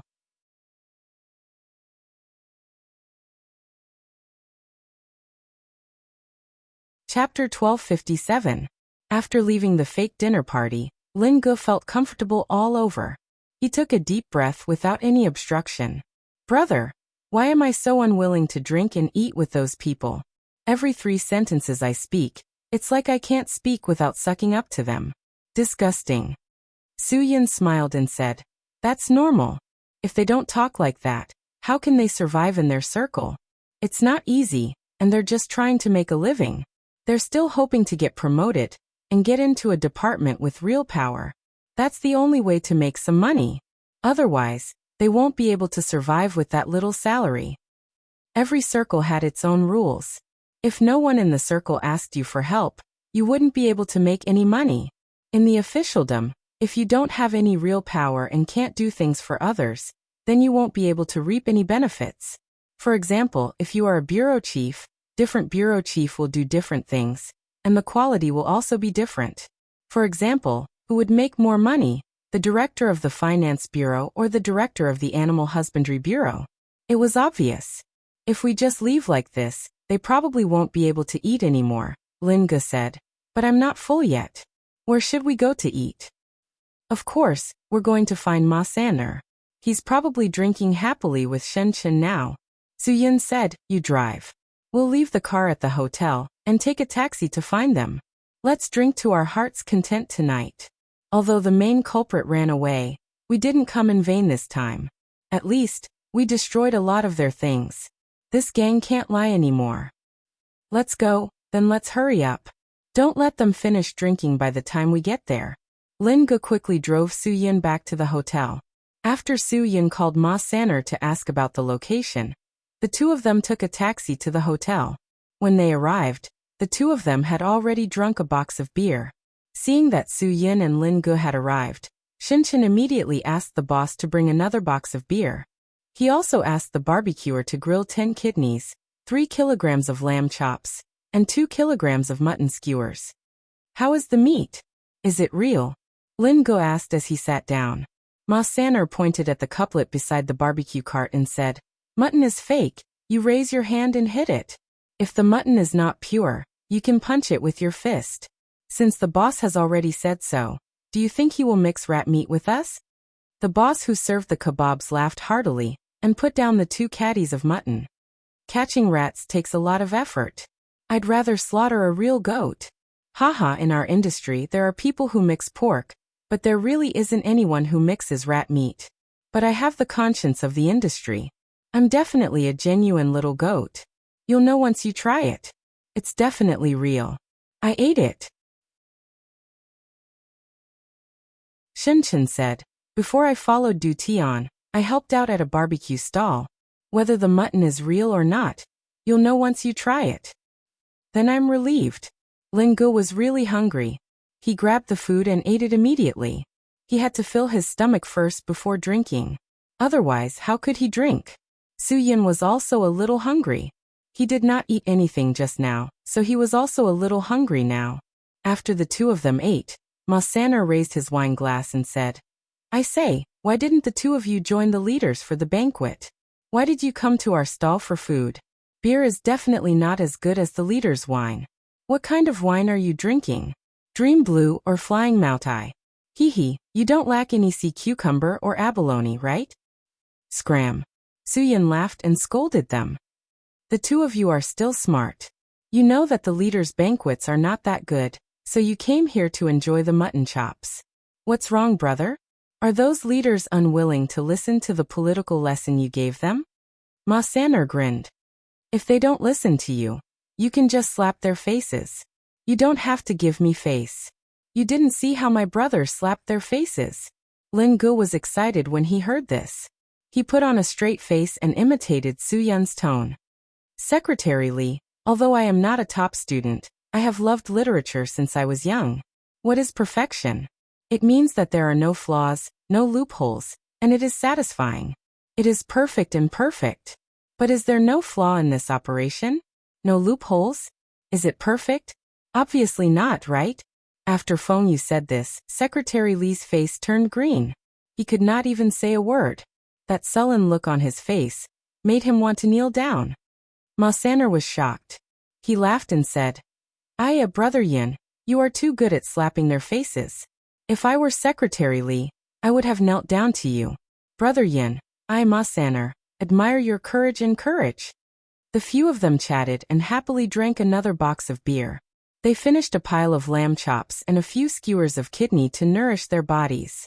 Only then did they happily take a taxi back to the hotel. Some families were happy, while others were sad. Su Yin and the others ate and drank happily. On the other hand, Wei Yishan was not happy at all. In Wei Yishan's words, he was in a terrible situation. Ever since he helped Su Yin with Hu Xingsu's matter, Wei Yishan vaguely felt an ominous premonition. After thinking about it again and again, he finally decided to go out and hide for a while. He would treat it as a relaxing trip to Europe. He had not seen his wife and children in Europe for a long time. As a father, he was not qualified to see them. After giving the only housekeeper at home a holiday, Wei Yishan decided to get a visa and leave, because the ominous premonition in his heart was getting stronger and stronger. Sure enough, trouble finally came to him, and it came quickly. Before he left Huaxia and took the flight to Europe, he was directly blocked in his villa after he became a general without an army. Although Wei Yishan was old, he was also an old master. He was in the supreme power realm, so he was not afraid of anyone. However, the people who came this time were not ordinary. There were 13 of them, and the way they addressed each other was quite unique. It was just like the group of awesome people in the Saint Fighters that his son watched when he was young. Something like Aries, something like Taurus. He had seen 2 of them before. They were the people who came to him last time. One was from Taurus, and the other was from Leo. These 13 blonde, blue-eyed foreigners surrounded Wei Yishan. Although Wei Yishan was a supreme power realm master, after he sensed the strength of the other party, he realized that it was impossible for him to fight so many people alone. The 12 stars were all here today. Aries, Taurus, Gemini, Cancer, Leo, Virgo, Libra, Scorpio, Archer, Capricorn, Aquarius, and Pisces. They were all gathered in Wei Yishan's house. Indeed, they were impatient. They inadvertently found that Wei Yishan not only did not help them with the investigation of Su Yin, but also colluded with Su Yin to do things. Had they become friends? Wei Yishan was still so perfunctory with them, which was unbearable. They were still burdened with the task of bringing Kevin Matthew back.